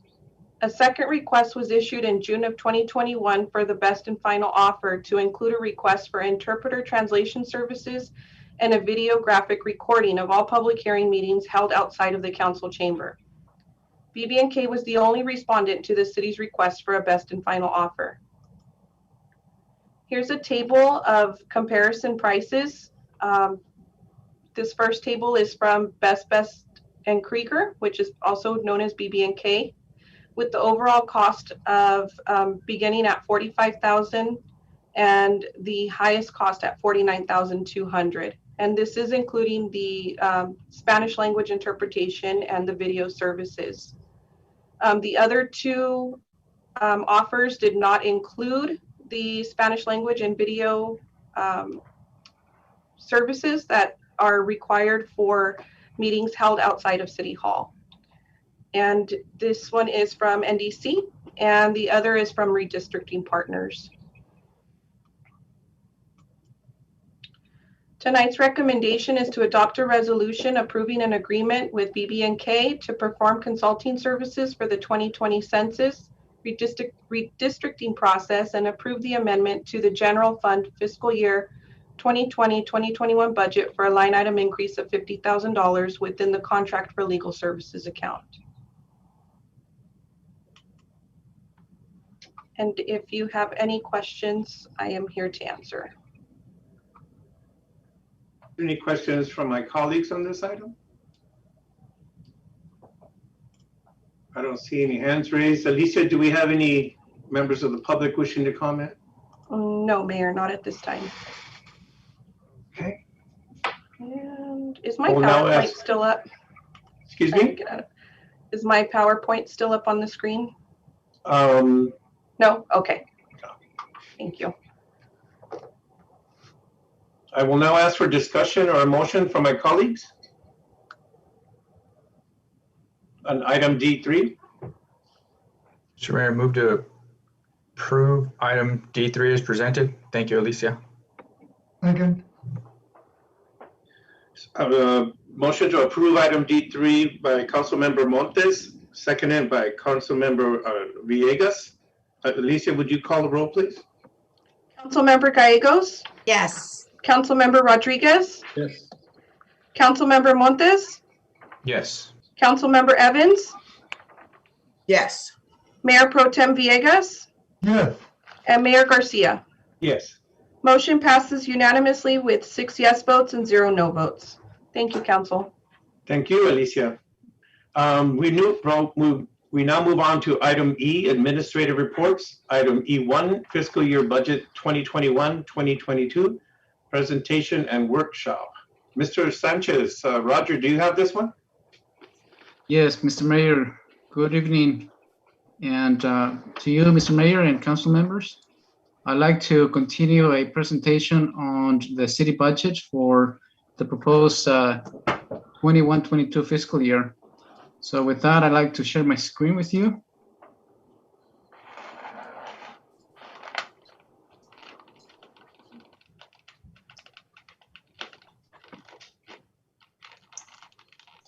Excuse me.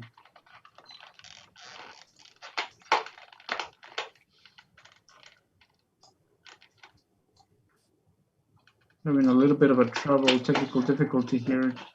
Take your time, brother, take your time. You have a captive audience.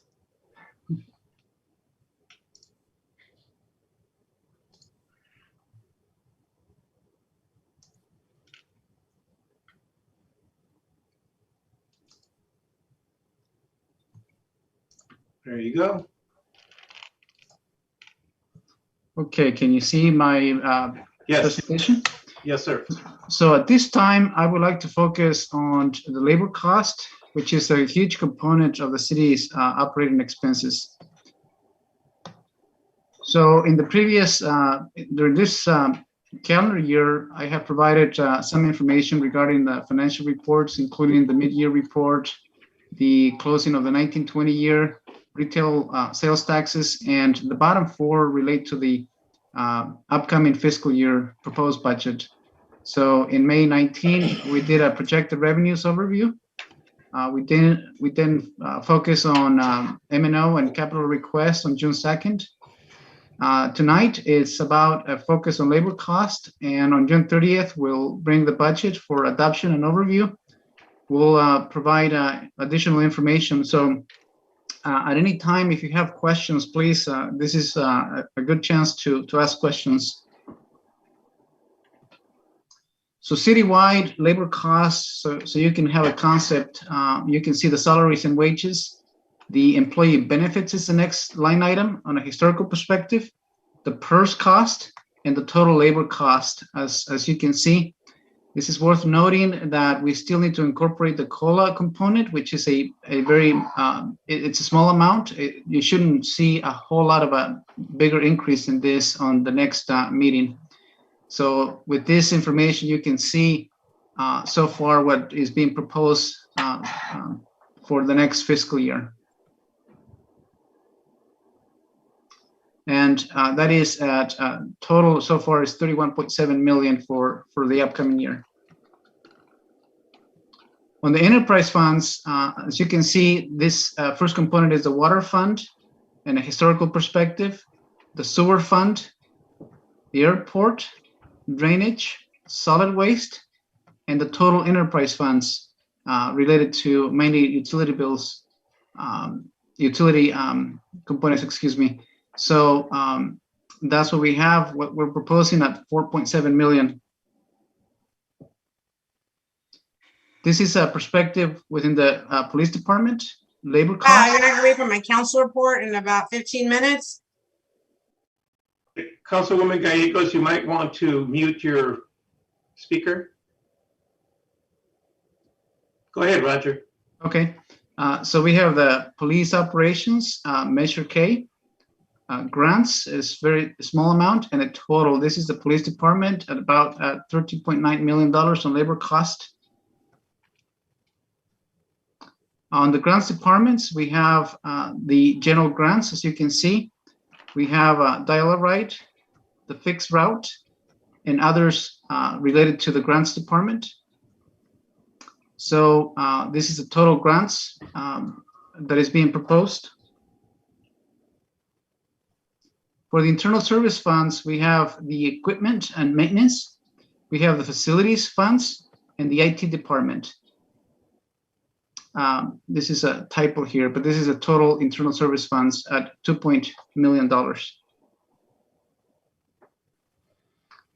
For the historical general fund, and this is the administrative component, so you can see the city clerks, the city managers, the finance department, city attorney. As you can see in the past, we now do contract services, human resources, and the total general fund administration component at $2.1 million for the next fiscal year. This is for general fund, community development, and cultural. So as you can see, the biggest component is the parks department here. We have the engineering, building, planning, public works, and this is a total at $7.2 million that is being proposed. An overview of the general fund proposed budget by department at a total, again, general fund at $23.4 million, and this is broken down by departments. And if you, this is open for discussion. If there's something that you would like to see on the next meeting that that has an interest for you, let me know. I have a question for you, Roger. Does this conclude your report on this? Yes. Okay, thank you. Looking for discussion or questions from my colleagues?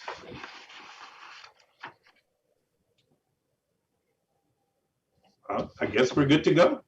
Do we have any questions from the public, Alicia?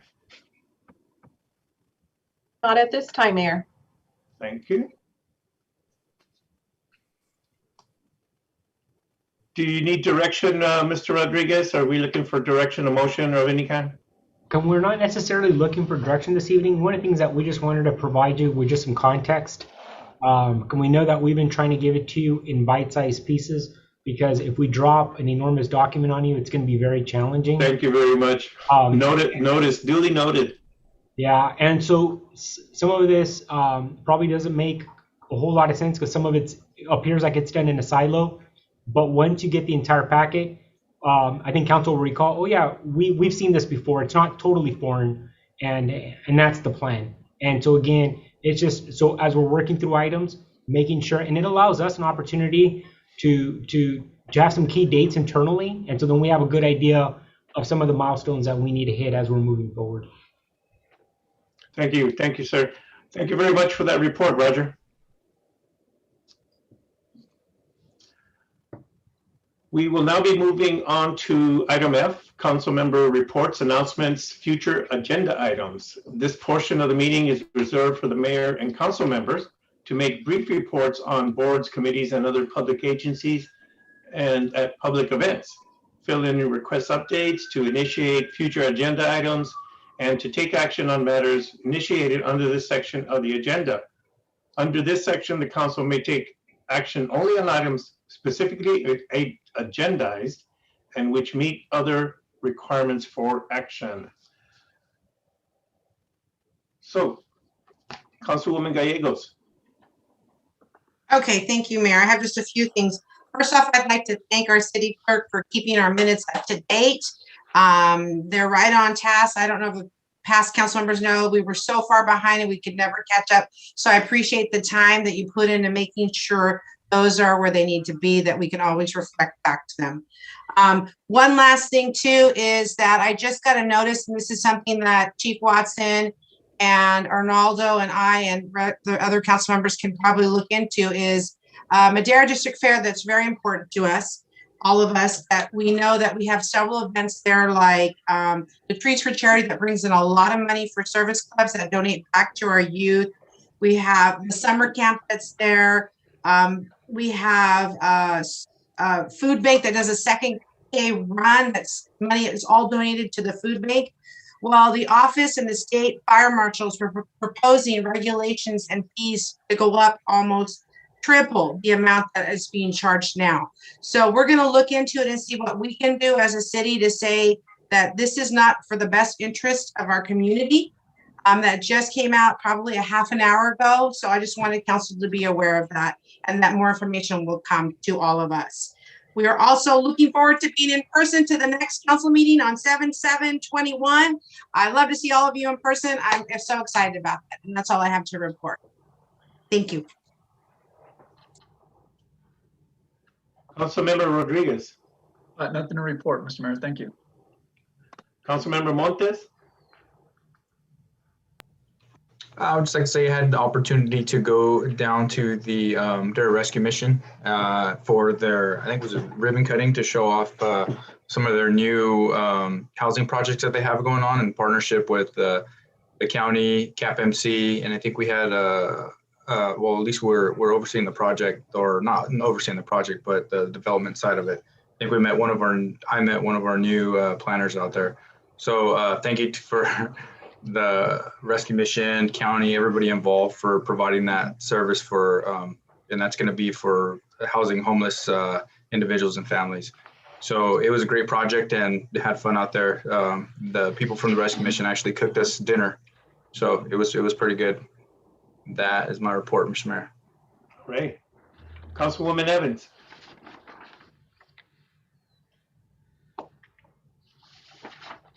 I think you're on mute, Councilwoman. Am I better now? Thank you. Hey, you know how it is for me. Anyway, I want to thank everyone, the mayor, the staff. I would like to give a special shout out to Chief Lawson, Chief Watson, and everyone that attended, Alicia, to the coffee with the councilwoman this morning. I thank you. It was a great time. Also, I want to thank the staff for helping and for distributing and for producing all the special things that will be happening for Juneteenth. We've changed the time to 9 o'clock because 3 o'clock in the afternoon is going to be quite warm that day. It's supposed to be 109. So we have a lot of special things. The VFW will be there. We will have flags. We will have the family members of Lee Evans to be there. And we will be celebrating Juneteenth. So please, I would like to see all of you out. And it's going to be a celebration of Emancipation Proclamation and Juneteenth. So thank you. And I'm out. Maybe next June we could have it at Swimming Pool Park. Centennial Park. Okay. Council member Villegas. Park.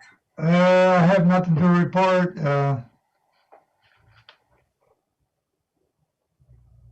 That's fine. I hope you're feeling better. All right. Thank you very much, everyone. I have nothing to report either. We will be moving on to our closed session. Thank you very much for attending. You all have a good evening and try to stay cool and hydrated. And Mark, I haven't forgotten your request. I'm going to be doing that next week. I will now ask our city attorney to take us and make the closed session announcement. Agenda item G1, conference with labor negotiators under Government Code Section 54957.6. Agency designated representatives Arnoldo Rodriguez, Wendy Silva, and Che Johnson. Employee organizations, General Bargaining Unit, Madeira Affiliated City Employees Association, Mid-Management Employee Group, Madeira, POA, and Law Enforcement Mid-Management. Thank you very much. This regular meeting of the City Council is now adjourned, or now.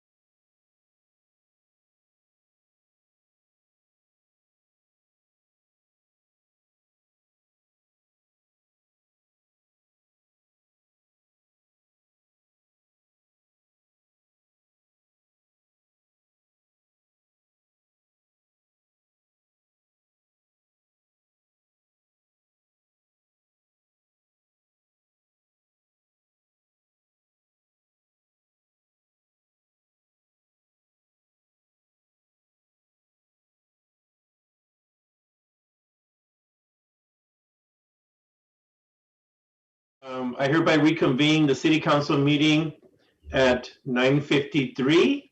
Hilda, would you please announce the report, or closed session report?